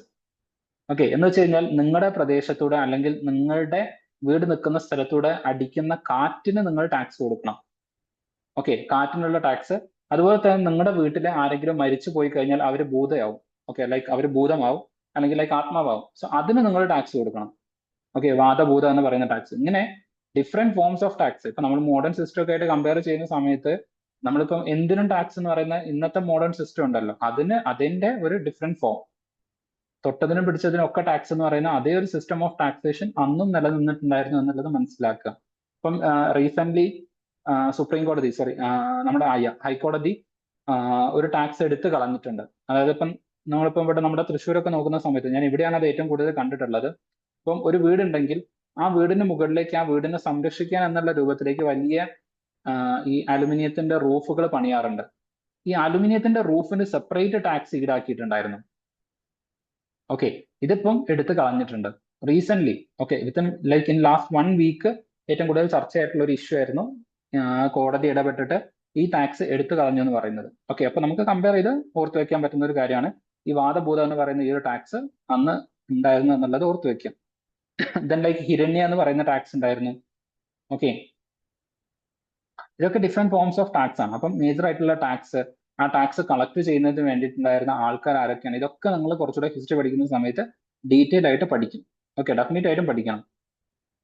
ദെൻ ഞാൻ പറഞ്ഞു ഏറ്റവും ഇമ്പോർട്ടന്റ് ആയിട്ടുള്ള മഹാജനപദ എന്ന് പറയുന്നത് മഗധയാണ്. കാരണം ഇനി അങ്ങോട്ടുള്ള മേജർ പൊളിറ്റിക്കൽ ഡെവലപ്മെന്റ്സ് എല്ലാം നടക്കാൻ പോകുന്നത് മഗധയിലാണ്. അപ്പം വൈ മഗധ? സ്വാഭാവികമായിട്ടും പലതവണ UPSC ചോദിച്ചിട്ടുള്ള ഒരു ചോദ്യമാണ്. ഈ മഹാജനപദ കൂട്ടത്തില് എന്തുകൊണ്ടാണ് മഗധ സാമ്രാജ്യം മാത്രം ഇത്രത്തോളം സ്ട്രോങ് ആയിട്ട് വളർന്നു വന്നത്? ഓക്കെ, അപ്പൊ ഡിഫറെന്റ് ആയിട്ടുള്ള ഒരുപാട് മഹാജനപദാസ് ഉണ്ടല്ലോ. 16ഓളം മഹാജനപദാസിനെ കുറിച്ചുള്ള കൃത്യമായിട്ടുള്ള ഇൻഫർമേഷൻ നമുക്കുണ്ട്.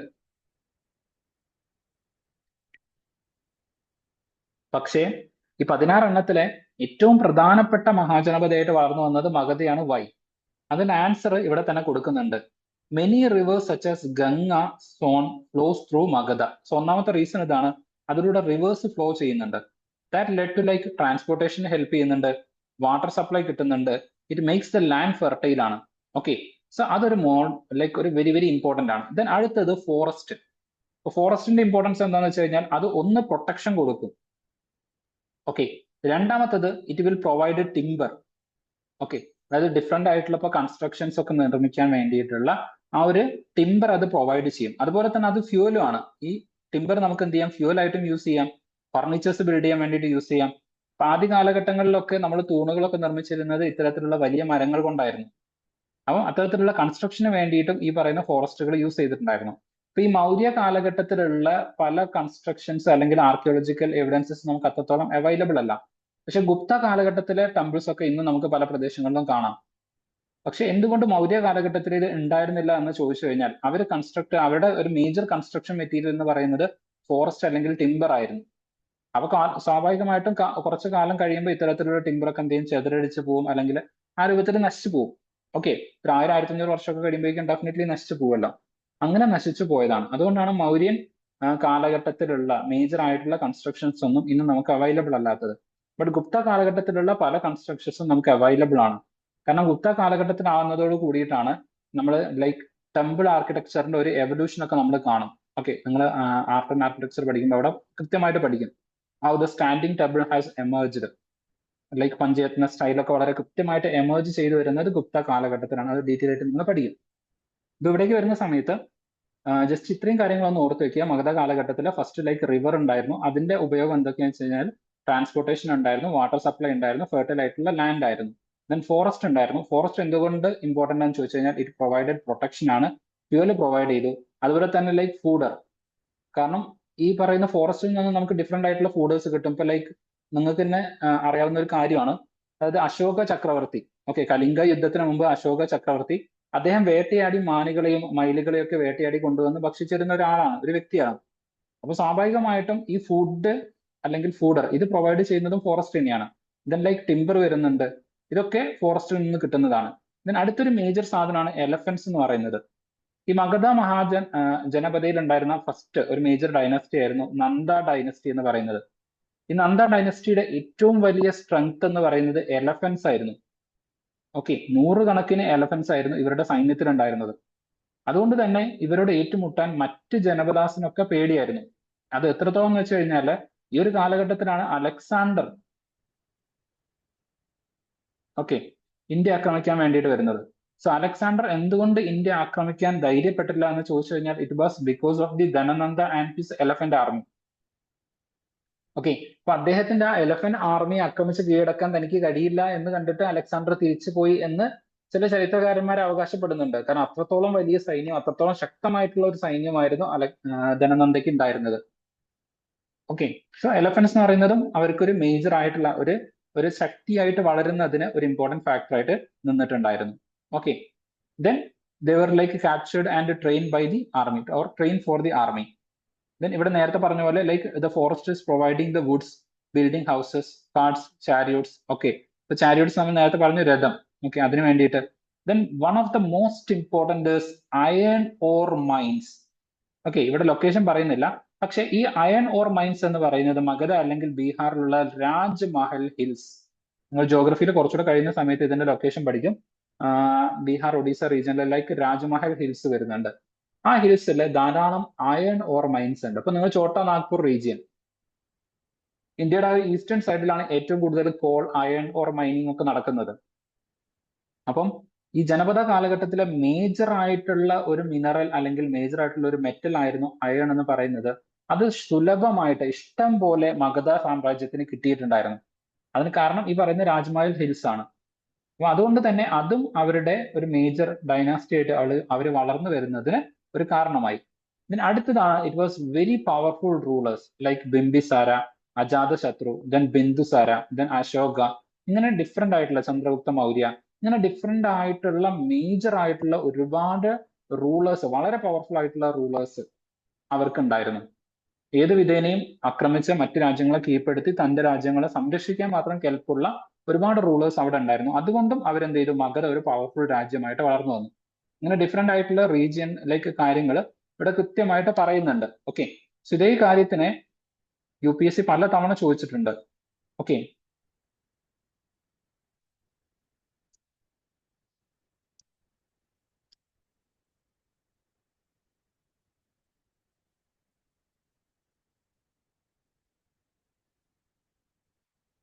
So this was one question. Trace the rise of the Magadha Empire up to the times of Nandas. Analyze the causes and success of the Magadha imperialism. So ഈ രൂപത്തിൽ different ആയിട്ടുള്ള, ഇതിപ്പോ ലൈക്ക് പ്രീവിയസ് ക്വസ്റ്റൻ അല്ല, just for the practice. Okay. So ഇത്തരത്തില് ഒരുപാട് കാര്യങ്ങൾ അല്ലെങ്കിൽ ഒരുപാട് മെയിൻസ് ക്വസ്റ്റ്യൻസ് ഇവിടുന്ന് വന്നിട്ടുണ്ടായിരുന്നു. Okay.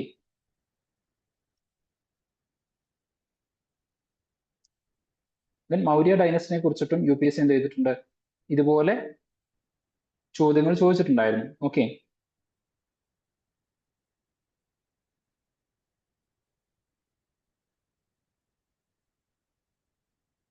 So this was like another question. Discuss the main contributions. Yeah, ഇതല്ല 2023-24 if I am correct like 2023 or 24 ചോദിച്ചിട്ടുള്ള ഒരു ചോദ്യമായിരുന്നു. What was the reason for the rise of the Maurya? Maurya ഡൈനസ്റ്റിയുടെ റൈസിന് കാരണമായിട്ടുള്ള കാരണങ്ങൾ എന്തൊക്കെയാണ്? ആ കാരണങ്ങളാണ് ഇവിടെ കൃത്യമായിട്ട് പറഞ്ഞിട്ടുള്ളത്. ഓക്കെ. ആ മെയിൻസ് ആൻസറിന്റെ ക്വസ്റ്റ്യൻ ആണ് നിങ്ങൾക്ക് ഇവിടുന്ന് കിട്ടുന്നത്. അപ്പൊ അതൊക്കെ ഓരോന്നും വളരെ ഇമ്പോർട്ടന്റ് ആയിട്ട് അങ്ങനെ തന്നെ ആ ഒരു ലൈക്ക് ഇമ്പോർട്ടൻസിനോട് കൂടിയിട്ട് തന്നെ വായിക്കാം. So as I said, Alexander, okay, Macedonia, അദ്ദേഹം വന്നിട്ടുണ്ടായിരുന്നു, but he was afraid to fight. അതൊരു റീസൺ ആയിട്ട് പറയുന്നുണ്ട്. രണ്ടാമത്തത് ലൈക്ക് ഈ പറയുന്ന ബിയാസ് റിവർ അത് മുറിച്ചു കിടക്കാൻ വേണ്ടിയിട്ട് പറ്റാത്തത് കൊണ്ടാണ് തിരിച്ചു പോയതെന്നുള്ളത്. അങ്ങനെ ലൈക്ക് ഡിഫറെന്റ് കാര്യങ്ങൾ പറയുന്നുണ്ട്. Okay. Then they were like scared of the rulers of India. കാരണം അവരുടെ ചാരിയോട്സ്, എലഫൻസ് ഇതൊക്കെ ഒരിക്കലും തങ്ങൾക്ക് ബീറ്റ് ചെയ്യാൻ പറ്റില്ല എന്ന് മനസ്സിലാക്കിയിട്ട് അലക്സാണ്ടർ തിരിച്ചു പോയി എന്നുള്ള രൂപത്തിൽ എന്ത് ചെയ്തിട്ടുണ്ട്, ഡിഫറെന്റ് ആയിട്ടുള്ള സ്റ്റോറീസ് ഉണ്ട്. അതും കൂടെ ഒന്ന് ഓർത്ത് വെക്കാം. Then Magadha was a powerful kingdom, നമ്മൾ ഓൾറെഡി പറഞ്ഞു. But at the same time there were other kingdoms like Vajji, Vaishali, ഇതുപോലെ ഡിഫറെന്റ് ആയിട്ടുള്ള അതർ കിങ്ഡംസും ഉണ്ടായിരുന്നു ആ ഒരു കാലഘട്ടത്തിൽ. അതിന് മുകളിലേക്കൊക്കെ ഇൻഫ്ലുവൻസ് ചെലുത്താൻ മാത്രം മഗധ എംപയർ വളർന്നിട്ടുണ്ടായിരുന്നു. മറ്റ് മഹാജനപദാസിനെ വരെ കീഴടക്കിക്കൊണ്ടായിരുന്നു മഗധ വളർന്നിട്ടുണ്ടായിരുന്നത്. ഓക്കെ. അതായത് മറ്റ് ജനപദകളെ കീഴടക്കിയിട്ടാണ് മഹാജനപദ ഉണ്ടാകുന്നത്. ഇത്തരത്തിലുള്ള മഹാജനപദാസിനെ കീഴടക്കിക്കൊണ്ടാണ് ആര് വരുന്നത്, മഗധ വരുന്നത്. So Magadha was that much powerful. Okay. അപ്പോൾ അത്രയും കാര്യങ്ങൾ ഇതുമായിട്ട് ബന്ധപ്പെട്ടുകൊണ്ട് ജസ്റ്റ് ഒന്ന് ഓർത്ത് വെക്കുക. സോ ഇവിടെ ഈ ഒരു സ്റ്റോറി പറയുന്നുണ്ട്, അജാതശത്രു എങ്ങനെയാണ് വാജി അദ്ദേഹത്തിന്റെ വരുതിയിലേക്ക് കൊണ്ടുവരുന്നത്, അല്ലെങ്കിൽ ലൈക്ക് അദ്ദേഹത്തിന്റെ ഒരു അഡ്മിനിസ്ട്രേഷൻ അല്ലെങ്കിൽ പവറിന്റെ ഉള്ളിലേക്ക് കൊണ്ടുവരുന്നത് എന്ന് ചോദിക്കുന്നുണ്ട്. പിന്നെ അതേപോലെ തന്നെ ഒരു തവണ, 2 തവണ, like if I am correct 2016-17 or like 15-16 repeat ആയിട്ട് ചോദിച്ചിട്ടുള്ള ഒരു ചോദ്യമാണ് ബുദ്ധ അദ്ദേഹം സഞ്ചരിച്ചിട്ടുള്ള മഹാജനപദാസ് ഏതൊക്കെയാണെന്നുള്ളത്. സോ അതിൽ ഒരു എക്സാമ്പിൾ ആയിട്ട്, ഒരു ഓപ്ഷൻ ആയിട്ട് കൊടുത്തിട്ടുണ്ടായിരുന്നത് വാജിയാണ്. ഓക്കെ. 2 വർഷം റിപ്പീറ്റ് ആയിട്ട് ആ ചോദ്യം ചോദിച്ചിട്ടുണ്ട്. ഓക്കെ. പ്ലേസസ് visited by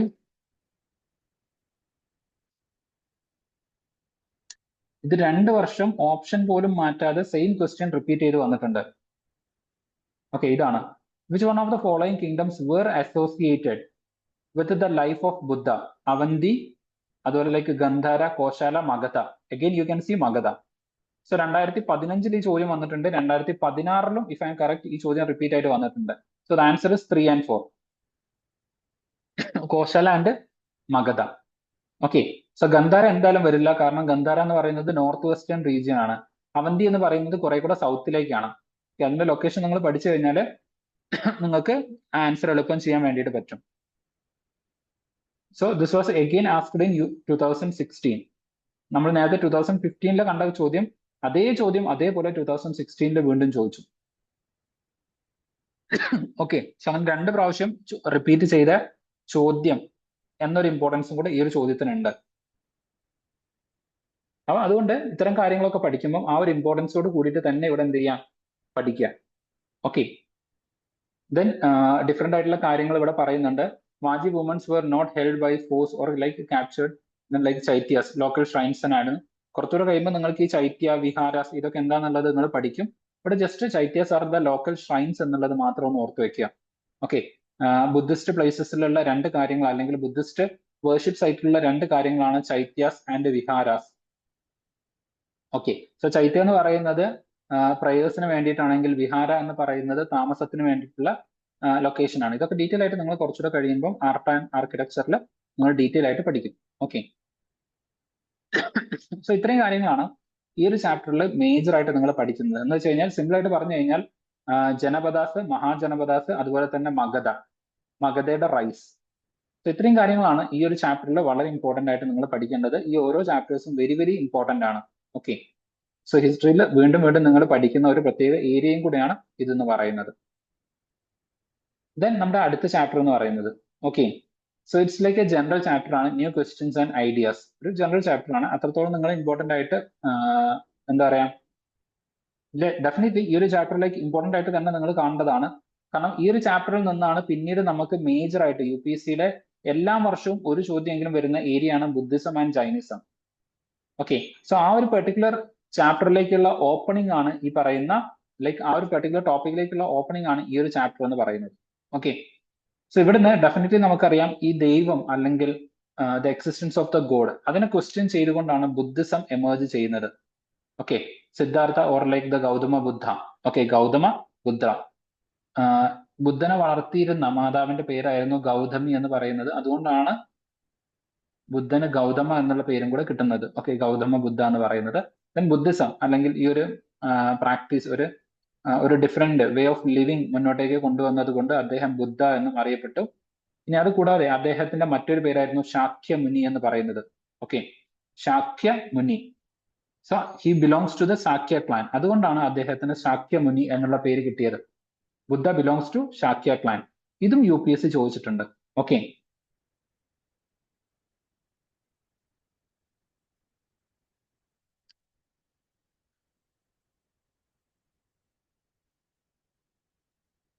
ഈ ഓരോ കാര്യം UPSC പല തവണ റിപ്പീറ്റ് ആയിട്ട് ചോദിച്ചിട്ടുണ്ട്. ഇവിടെ ചോദിച്ചിരിക്കുന്ന ചോദ്യം വളരെ കൃത്യമായിട്ട് നോക്കുക.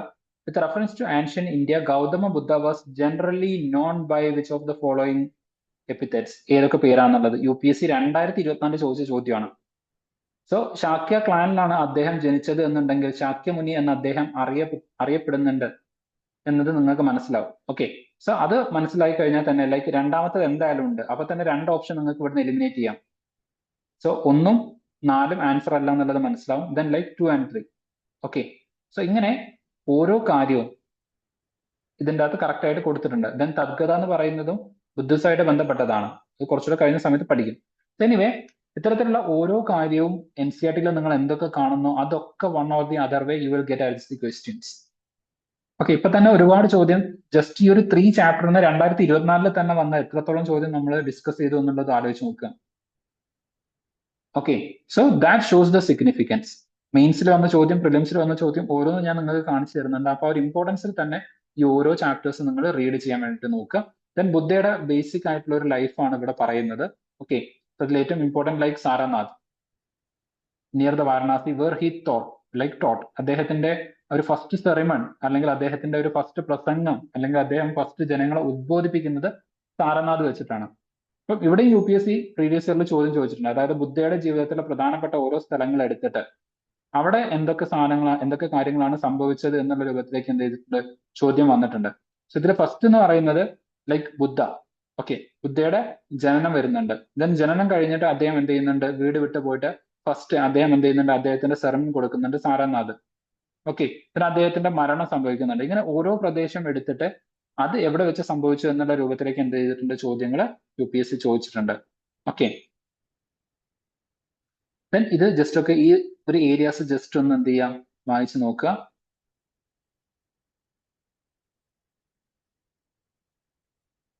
Then respect the lives of the others, including the animals. He believed as a result of karma. Okay, ഈ ഒരു കാര്യം, he believed that the result of our action or karma, whether good or bad, affects us both in the life and the next. So ഈ പറയുന്ന കർമ്മ എന്ന് പറയുന്ന ഒരു concept അത് എമേർജ് ചെയ്യുന്നത് ബുദ്ധിസത്തിൽ നിന്നാണ്. പിന്നീട് ആ ഒരു കാർമിക് ബിലീഫ്സ് അല്ലെങ്കിൽ ചെയ്യുന്ന കർമ്മം നമ്മളെ ഇമ്പാക്ട് ചെയ്യും എന്നുള്ള ഈ ഒരു കൺസെപ്റ്റ് പിന്നീട് എന്ത് ചെയ്യുന്നുണ്ട്, മറ്റു മതങ്ങളിലേക്കും ഈ പറയുന്ന രൂപത്തിലേക്ക് വരുന്നതായിട്ട് കാണാൻ വേണ്ടിയിട്ട് പറ്റും. Okay, and the major language was Prakrit. ബുദ്ധിസത്തിൽ ഉണ്ടായിരുന്ന മേജർ ലാംഗ്വേജ് എന്ന് പറയുന്നത് പ്രാകൃത് ആയിരുന്നു. ഈവൻ സംസ്കൃതം ഒക്കെ യൂസ് ചെയ്തിട്ടുണ്ട്. Okay, but anyway the major was Prakrit. Then like Kisagotami, അവരുടെ ഒരു സ്റ്റോറി പറയുന്നുണ്ട്. Just you have to watch this. Okay, ഈ ഒരു story even I wrote this story in essay. UPSC എസ്സേയിൽ ഈ ഒരു സ്റ്റോറി ഞാൻ എഴുതിയിട്ടുണ്ട്. ഓക്കെ, കിസഗോതമിയുടെ സ്റ്റോറി എന്ന് പറയുന്നത് it's like very very important സ്റ്റോറിയാണ്. നിങ്ങൾക്ക് ഡിഫറെന്റ് ഇന്റർപ്രിട്ടേഷൻസ് കൊടുക്കാൻ പറ്റുന്ന ഒരു സ്റ്റോറിയാണ്. സോ സ്റ്റോറി ഞാൻ സിമ്പിൾ ആയിട്ട് പറയാം. അതായത് ബുദ്ധയുടെ അടുത്ത് ഈ കിസഗോതമി അല്ലെങ്കിൽ ഒരു സ്ത്രീ അവർ വന്നിട്ട് ബുദ്ധന്റെ അടുത്ത് ചോദിച്ചു, എന്റെ പ്രിയപ്പെട്ട എന്റെ ബന്ധുക്കൾ എല്ലാവരും മരിച്ചു, എന്റെ മക്കൾ മരിച്ചു, എന്റെ ഹസ്ബൻഡ് മരിച്ചു, എന്റെ കുടുംബത്തിൽ എല്ലാവരും മരിച്ചു. അപ്പം എനിക്ക് ഒരുപാട് സങ്കടമുണ്ട്. എന്റെ കുടുംബത്തിൽ ഒരാൾ പോലും എനിക്ക് ആശ്രയിക്കാനായിട്ട് ആരുമില്ല.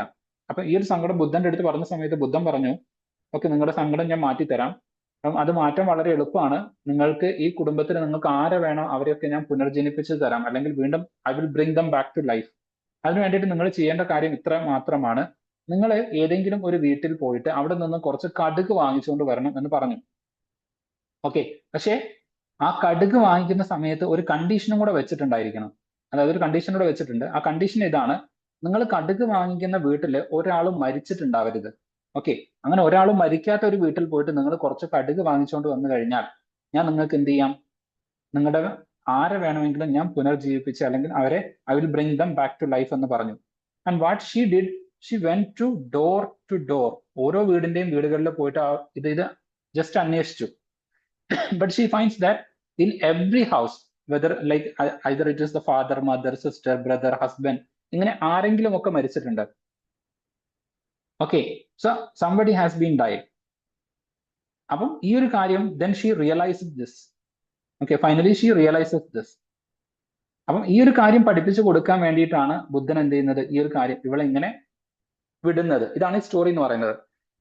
അപ്പൊ ഇത് ഡിഫറെന്റ് രീതിയിൽ നമുക്ക് ഇന്റർപ്രറ്റ് ചെയ്യാൻ വേണ്ടിയിട്ട് പറ്റും.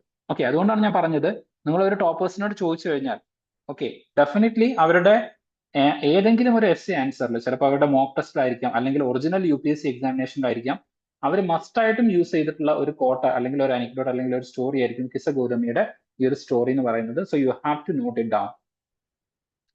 Okay, then comes like Upanishad. So Upanishad പഠിക്കുന്നതിന് മുമ്പായിട്ട് നമ്മുടെ ഇന്ത്യയിൽ ആ കാലഘട്ടത്തിൽ ഉണ്ടായിരുന്ന 6 സ്കൂൾസ് ഓഫ് ഫിലോസഫിനെ കുറിച്ചിട്ട് നിങ്ങൾ ജസ്റ്റ് ഒന്ന് പഠിച്ചു വെക്കണം. ആ 6 ഫിലോസഫീസ് ആണ് വൈശ്യ, Nyaya, Samkhya, Yoga, Purvamimamsa and Vedanta. Okay, so Vedanta otherwise known as Uttaramimamsa, Purvamimamsa and Uttaramimamsa. So ഈ ഒരു 6 സിസ്റ്റം ഓഫ് സ്കൂൾസ് എക്സിസ്റ്റ് ചെയ്തിട്ടുണ്ടായിരുന്നു.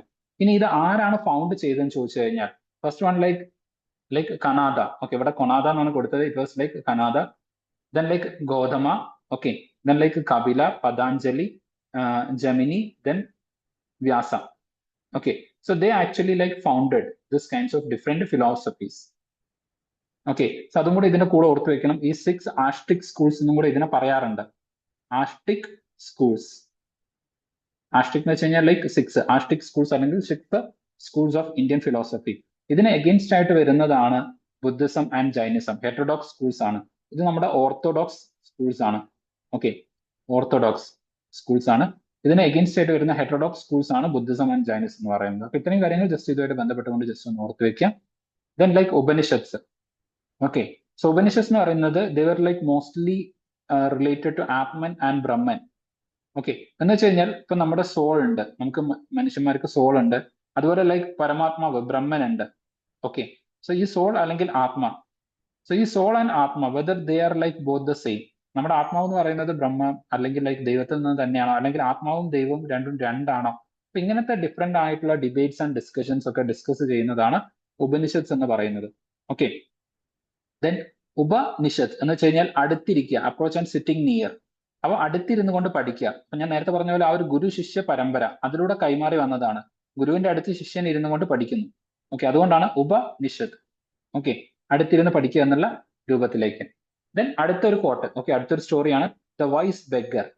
ഈ സ്റ്റോറി വരുന്നത് ഫ്രം ദി ചന്ദോഗ്യ ഉപനിഷത്ത്.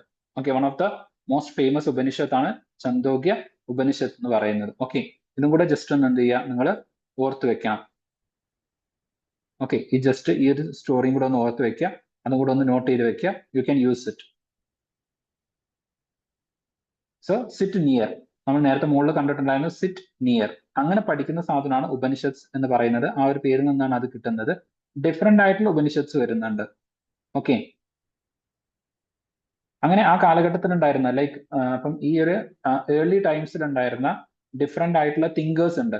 അതിൽ മേജർ ആയിട്ടുള്ള വുമൺ തിങ്കേഴ്സിന്റെ പേരൊന്ന് ഓർത്ത് വെക്കുക. ഗാർഗി നിങ്ങൾ ഓൾറെഡി കേട്ടിട്ടുണ്ടായിരിക്കും. ഗാർഗി ആൻഡ് യജ്ഞവാക്യം അവിടെ നിങ്ങൾ കേട്ടിട്ടുണ്ട്. ദെൻ അബല, ഗോശാല, മൈത്രേയി, ഇതൊക്കെ ആ കാലഘട്ടത്തിൽ ഉണ്ടായിരുന്ന വുമൺ ലൈക്ക് തിങ്കേഴ്സ് ആയിരുന്നു. Okay, most Upanishad thinkers were men, but there were women's also. Okay, so most Upanishad thinkers were men, that is true, but all എന്ന് പറഞ്ഞു കഴിഞ്ഞാൽ that is wrong. All Upanishad thinkers were men എന്ന് പറഞ്ഞു കഴിഞ്ഞാൽ that is wrong, because we had the women thinkers also like Gargi, Abala, Goshala, Maitreyi. Okay, so even UPSC എന്ത് ചെയ്തിട്ടുണ്ട്, ഇത് മാത്രം എടുത്തിട്ട് ചോദിച്ചിട്ടുണ്ട്. അതായത് ഗാർഗി, അബല, ഗോശാല, മൈത്രേയി ദേ ആർ എന്നുള്ള രൂപത്തിലേക്ക് ചോദിച്ചിട്ടുണ്ട്. ഓക്കെ, അപ്പം ആ രൂപത്തിൽ UPSC പ്രീവിയസ് ഇയറിൽ ചോദിച്ചിട്ടുണ്ട്. അപ്പൊ അതും കൂടെ ഓർത്ത് വെക്കുക. ഇതൊക്കെ വളരെ ഇമ്പോർട്ടന്റ് ആയിട്ടുള്ള കാര്യങ്ങളാണ്. ഓക്കെ, ഡയറക്റ്റ് നിങ്ങൾക്ക് ചോദ്യം എടുക്കാൻ പറ്റുന്ന ഏരിയാസ് ആണ് ഇതൊക്കെ. ഓക്കെ, ജസ്റ്റ് ഈ കാര്യങ്ങളും കൂടെ ഒന്ന് ഓർത്ത് വെക്കുക.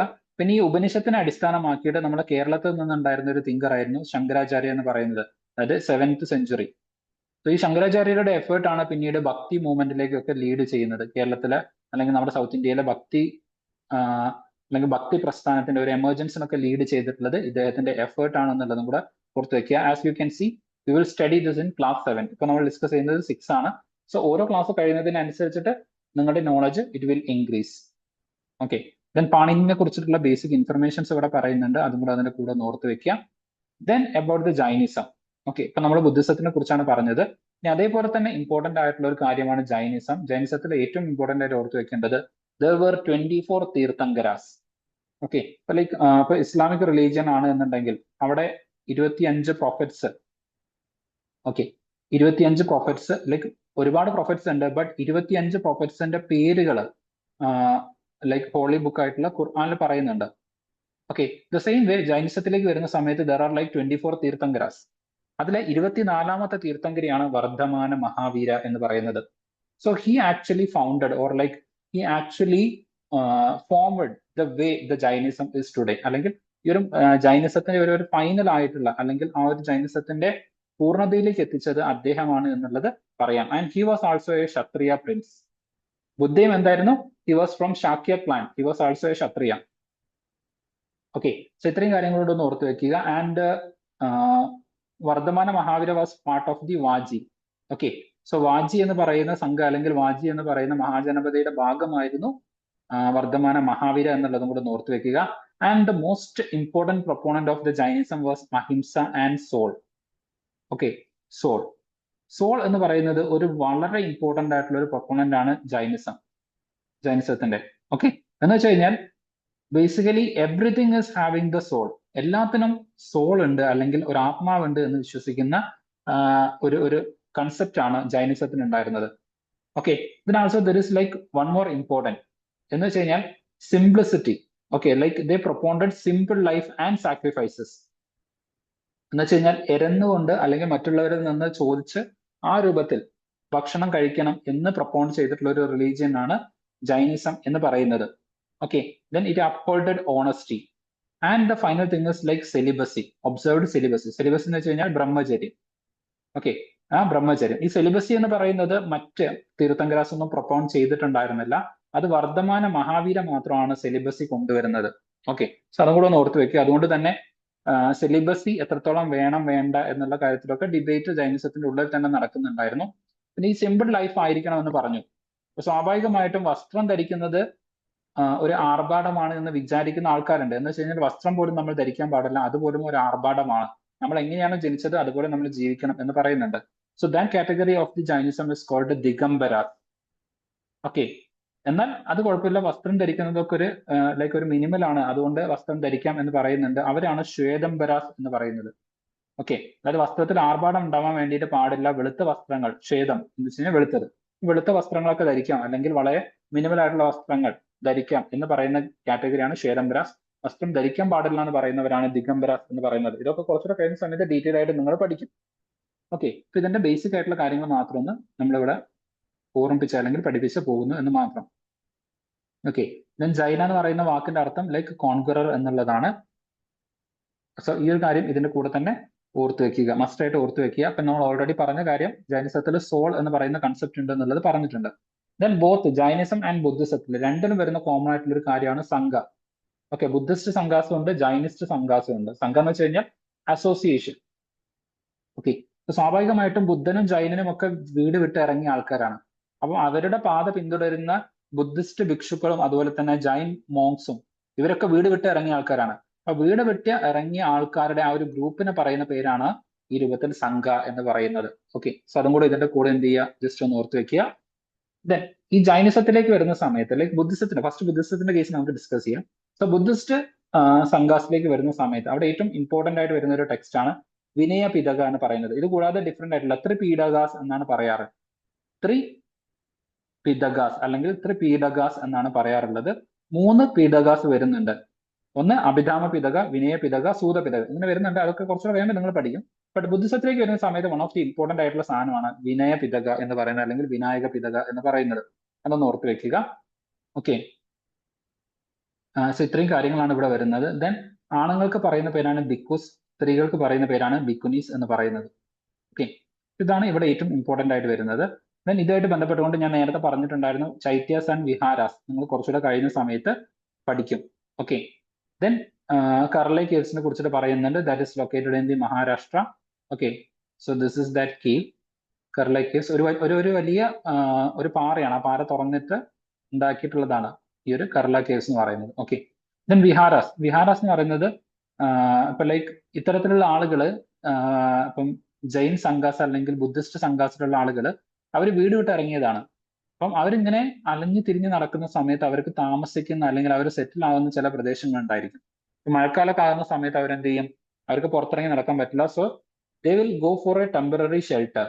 അതുപോലെ അവർക്ക് സപ്പോർട്ടിന് വേണ്ടിയിട്ട് അവർ പോയിട്ടുള്ള ടെമ്പററി ഷെൽട്ടേഴ്സ് ആണ് ഇത്തരത്തിലുള്ള നാച്ചുറൽ കേവ്സ്. ആ നാച്ചുറൽ കേവ്സിനെയാണ് നമ്മൾ വിഹാരാസ് എന്ന് പറയുന്നത്. അപ്പൊ ഈ ഷെൽട്ടറിൽ താമസിക്കുന്ന സമയത്ത് തന്നെ അവർക്ക് അവിടെ എന്ത് ചെയ്യേണ്ടി വരും, ആരാധനകളും കർമ്മങ്ങളും അതുപോലെ ധ്യാനത്തിലിരിക്കുകയൊക്കെ ചെയ്യേണ്ടി വരും. അതിനു വേണ്ടിയിട്ട് ഒരു പ്രത്യേക ചേംബർ ഉണ്ടാക്കും, അതാണ് ചൈത്യ എന്ന് പറയുന്നത്. ഇതിനോട് ചേർന്നിട്ട് തന്നെ മറ്റൊരു ഗുഹയും കൂടെ അല്ലെങ്കിൽ ഒരു ചേംബർ ഉണ്ടാക്കും, അതിനെ ചൈത്യ എന്നും പറയും. ഓക്കെ, ഈ രണ്ട് കാര്യങ്ങളും ഇതിന്റെ കൂടെ തന്നെ ഓർത്ത് വെക്കുക. ആൻഡ് ഈ ഏർലിയസ്റ്റ് ടൈംസിൽ ഞാൻ നേരത്തെ പറഞ്ഞു മൗര്യാസിന്റെ സമയത്ത് ഇത്തരത്തിലുണ്ടായിരുന്ന വിഹാരാസ് ഒക്കെ ദേ വർ മെയ്ഡ് ഓഫ് വുഡ് ആയിരുന്നു. അപ്പൊ ഞാൻ പറഞ്ഞു അതുകൊണ്ടാണ് ആ കാലഘട്ടത്തിൽ മൗര്യാസ് ആർക്കിടെക്ചറിന്റെ പല കാര്യങ്ങളും നമുക്ക് ഇന്ന് അവൈലബിൾ അല്ലാത്തതിന്റെ ഒരു റീസൺ എന്ന് പറയുന്നതും it because they were constructed because of the wood. വുഡിലാണ് അതിനെ നമ്മൾ പലപ്പോഴും കൺസ്ട്രക്ട് ചെയ്തിട്ടുള്ളത്. അതുകൊണ്ടാണ് അതിന്റെ റിമനൻസ് ഒന്നും നമുക്ക് അത്രത്തോളം കിട്ടാത്തത്.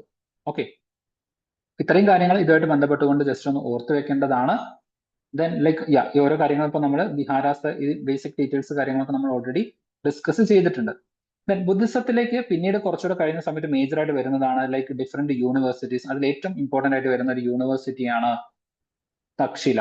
ഓക്കെ, തക്ഷശില യൂണിവേഴ്സിറ്റി അല്ലെങ്കിൽ ലൈക്ക് ഒരു സെറ്റിൽമെന്റ്, അത് വളരെ ഇമ്പോർട്ടന്റ് ആയിട്ടുള്ളതാണ്. ദെൻ അതുപോലെ തന്നെ ബുദ്ധിസമായിട്ട് ബന്ധപ്പെട്ടുകൊണ്ട് ഈ ഒരു ലൊക്കേഷനും കൂടെ ഓർത്ത് വെക്കുക, മധുര. ഓക്കെ, കുറച്ചുകൂടെ കഴിയുന്ന സമയത്ത് different forms of Buddhist schools നമ്മൾ പഠിക്കും. അതിൽ ഫസ്റ്റ് ഗന്ധാര വരുന്നുണ്ട്, മധുര വരുന്നുണ്ട്, അമരാവതി വരുന്നുണ്ട്. ഗന്ധാര എന്ന് പറയുന്നത് ഇന്നത്തെ നമ്മുടെ പാകിസ്ഥാൻ ബോർഡറിൽ വരുന്ന ആ ഒരു റീജിയൻ, അവിടെയാണ് ഗന്ധാര വരുന്നത്. മധുര മീൻസ് ലൈക്ക് യു പി റീജിയനിലേക്ക് വരുന്നതാണ്. അമരാവതി ആന്ധ്ര റീജിയനിലേക്ക് വരുന്നതാണ്.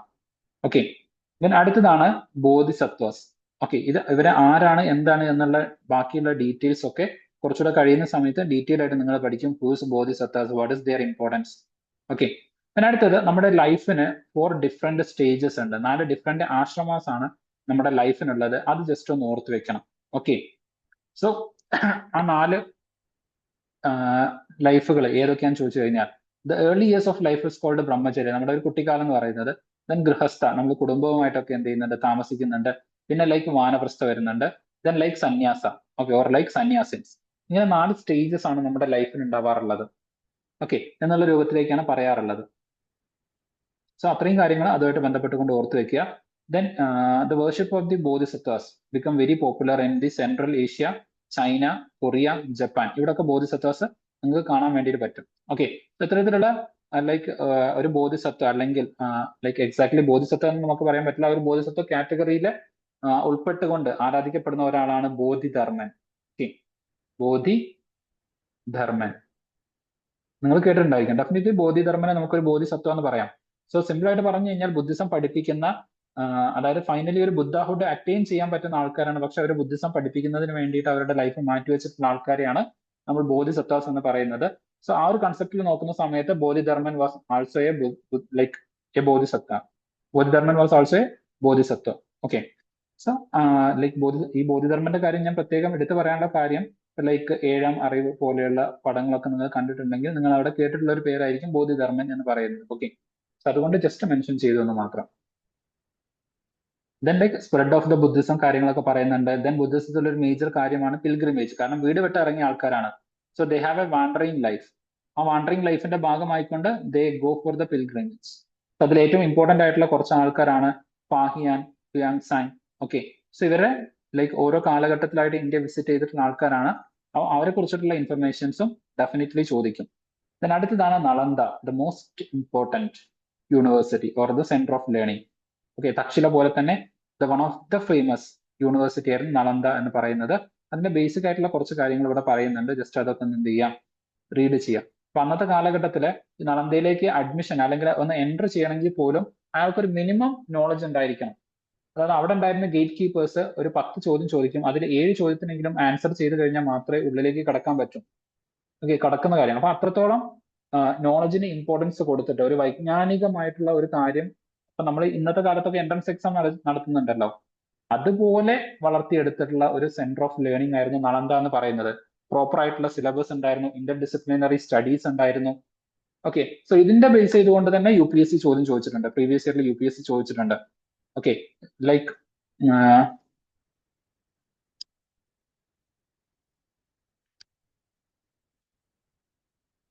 ക്വസ്റ്റ്യൻ ലൈക്ക് ഒരു ലൈക്ക് വളരെ ഇമ്പോർട്ടന്റ് ആയിട്ട് നല്ല രസമുള്ള ഒരു ക്വസ്റ്റ്യൻ ആണ്. ഓക്കെ, എന്തുകൊണ്ടാണ് നളന്ദയും തക്ഷശിലയും ഉണ്ട്, ബട്ട് ഇതിൽ നളന്ദ മാത്രമാണ് വളരെ ഫേമസ് ആയിട്ട് വളർന്നു വന്നിട്ടുള്ള ഒരു യൂണിവേഴ്സിറ്റി എന്ന് പറയുന്നത്. ബട്ട് മറ്റ് യൂണിവേഴ്സിറ്റികൾക്ക് അത്രത്തോളം ഫേമസ് ആയിട്ട് വളർന്നു വരാൻ വേണ്ടിയിട്ട് പറ്റിയിട്ടില്ല. അതിന് കാരണം എന്താണ് എന്നുള്ള രൂപത്തിലേക്ക് UPSC ഒരു ചോദ്യം ചോദിച്ചിട്ടുണ്ടായിരുന്നു, പ്രീവിയസ് ഇയറിൽ ചോദിച്ചിട്ടുള്ള ഒരു ചോദ്യമാണ്. ഓക്കെ, 2014 ചോദിച്ചിട്ടുള്ള ഒരു ചോദ്യമാണ്. Takshila University was one of the oldest universities in the world, which was associated with a number of renowned learners, personalities of different disciplines. Its strategic location cursed its fame to flourish. But unlike Nalanda, it is not considered as a university in the modern state, like modern sense discussed. അപ്പൊ നളന്ദയെ പോലെ അത്രത്തോളം important ആയിട്ട്, definitely നളന്ദയായിട്ട് compare ചെയ്യുന്ന സമയത്ത് വളരെ significant ആയിട്ടുള്ള ഒരു ലൊക്കേഷനിലാണ്. അതുപോലെ തന്നെ ഒരുപാട് ഇമ്പോർട്ടന്റ് പേഴ്സണാലിറ്റീസിനെ ഒക്കെ തക്ഷില യൂണിവേഴ്സിറ്റി പ്രൊഡ്യൂസ് ചെയ്തിട്ടുണ്ട്. But unlike Nalanda, it is not considered as a university എന്നല്ല പറഞ്ഞത്, as a university in modern sense. എന്ന് വെച്ച് കഴിഞ്ഞാൽ ഇന്നത്തെ നമ്മുടെ മോഡേൺ യൂണിവേഴ്സിറ്റികളുടെ അതേ ഒരു ഫോർമാറ്റിലായിരുന്നു നളന്ദ യൂണിവേഴ്സിറ്റി റൺ ചെയ്തിട്ടുണ്ടായിരുന്നത്. Because there was interdisciplinary studies ഉണ്ടായിരുന്നു, കരിക്കുലം ഉണ്ടായിരുന്നു, അതുപോലെ എൻട്രൻസ് ടെസ്റ്റുകൾ ഉണ്ടായിരുന്നു, ഡിഫറെന്റ് ഡിപ്പാർട്ട്മെന്റ്സ് ഉണ്ടായിരുന്നു, സെറ്റിൽ ചെയ്യാൻ വേണ്ടിയിട്ട് ഹോസ്റ്റൽസ് ഉണ്ടായിരുന്നു. ഓക്കെ, സോ ഇങ്ങനെ ഒരു മോഡേൺ യൂണിവേഴ്സിറ്റിക്ക് വേണ്ട എല്ലാ ഫീച്ചേഴ്സും നളന്ദയ്ക്ക് ഉണ്ടായിരുന്നു. That's why it is called a modern forms of university, അല്ലെങ്കിൽ ദ ഫസ്റ്റ് മോഡേൺ യൂണിവേഴ്സിറ്റി എന്നൊക്കെ നമുക്ക് പറയാൻ പറ്റുന്ന ഒരു കാറ്റഗറി അല്ലെങ്കിൽ ഒരു യൂണിവേഴ്സിറ്റിയാണ് നളന്ദ എന്ന് പറയുന്നത്. So we cannot compare Nalanda with Takshashila. അതാണ് UPSC ആസ് സച്ച് എടുത്ത് ചോദിച്ചിട്ടുള്ളത്. Okay, so you can see how much questions UPSC has asked from this particular chapter itself. ഒരു പ്രാവശ്യമല്ല, പല പ്രാവശ്യമായിട്ട് ചോദ്യങ്ങൾ ഈ ഒരു പെർട്ടിക്കുലർ ഏരിയയിൽ നിന്ന് വന്നതായിട്ട് കാണാൻ വേണ്ടിയിട്ട് പറ്റും. ഓക്കെ, സോ ഇപ്പൊ തന്നെ ലൈക്ക് നിങ്ങൾക്ക് ഒരുപാട് കണ്ടന്റ് റിച്ച് ആയിട്ടുള്ള 3 ചാപ്റ്റേഴ്സ് ആണ് ഇന്നിപ്പോ നമ്മൾ ഡിസ്കസ് ചെയ്തിട്ടുള്ളത്.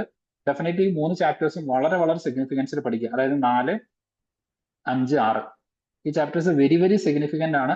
ഞാൻ നിങ്ങൾക്ക് വിത്ത് എക്സാമ്പിൾസ് കാണിച്ചു തന്നിട്ടുണ്ട്. ഇപ്പം essay ആയിക്കോട്ടെ, മെയിൻസ് ആയിക്കോട്ടെ, പ്രിലിംസ് ആയിക്കോട്ടെ, അവിടെ ഒക്കെ ഇവിടെ നിന്ന് നിങ്ങൾക്ക് ഒരുപാട് കാര്യം നോട്ട് ചെയ്ത് വെക്കാണ്ട്. അപ്പോൾ പ്രോപ്പർ ആയിട്ട് നോട്ട് മേക്ക് ചെയ്യുക. ബാക്കിയുള്ള ചാപ്റ്റേഴ്സ് നമ്മൾ എന്ത് ചെയ്യുന്നതായിരിക്കും, നാളെ ഡിസ്കസ് ചെയ്യുന്നതായിരിക്കും. Okay, so I hope that is clear. Yes, sir. Okay, fine. Yes, Thank sir. you.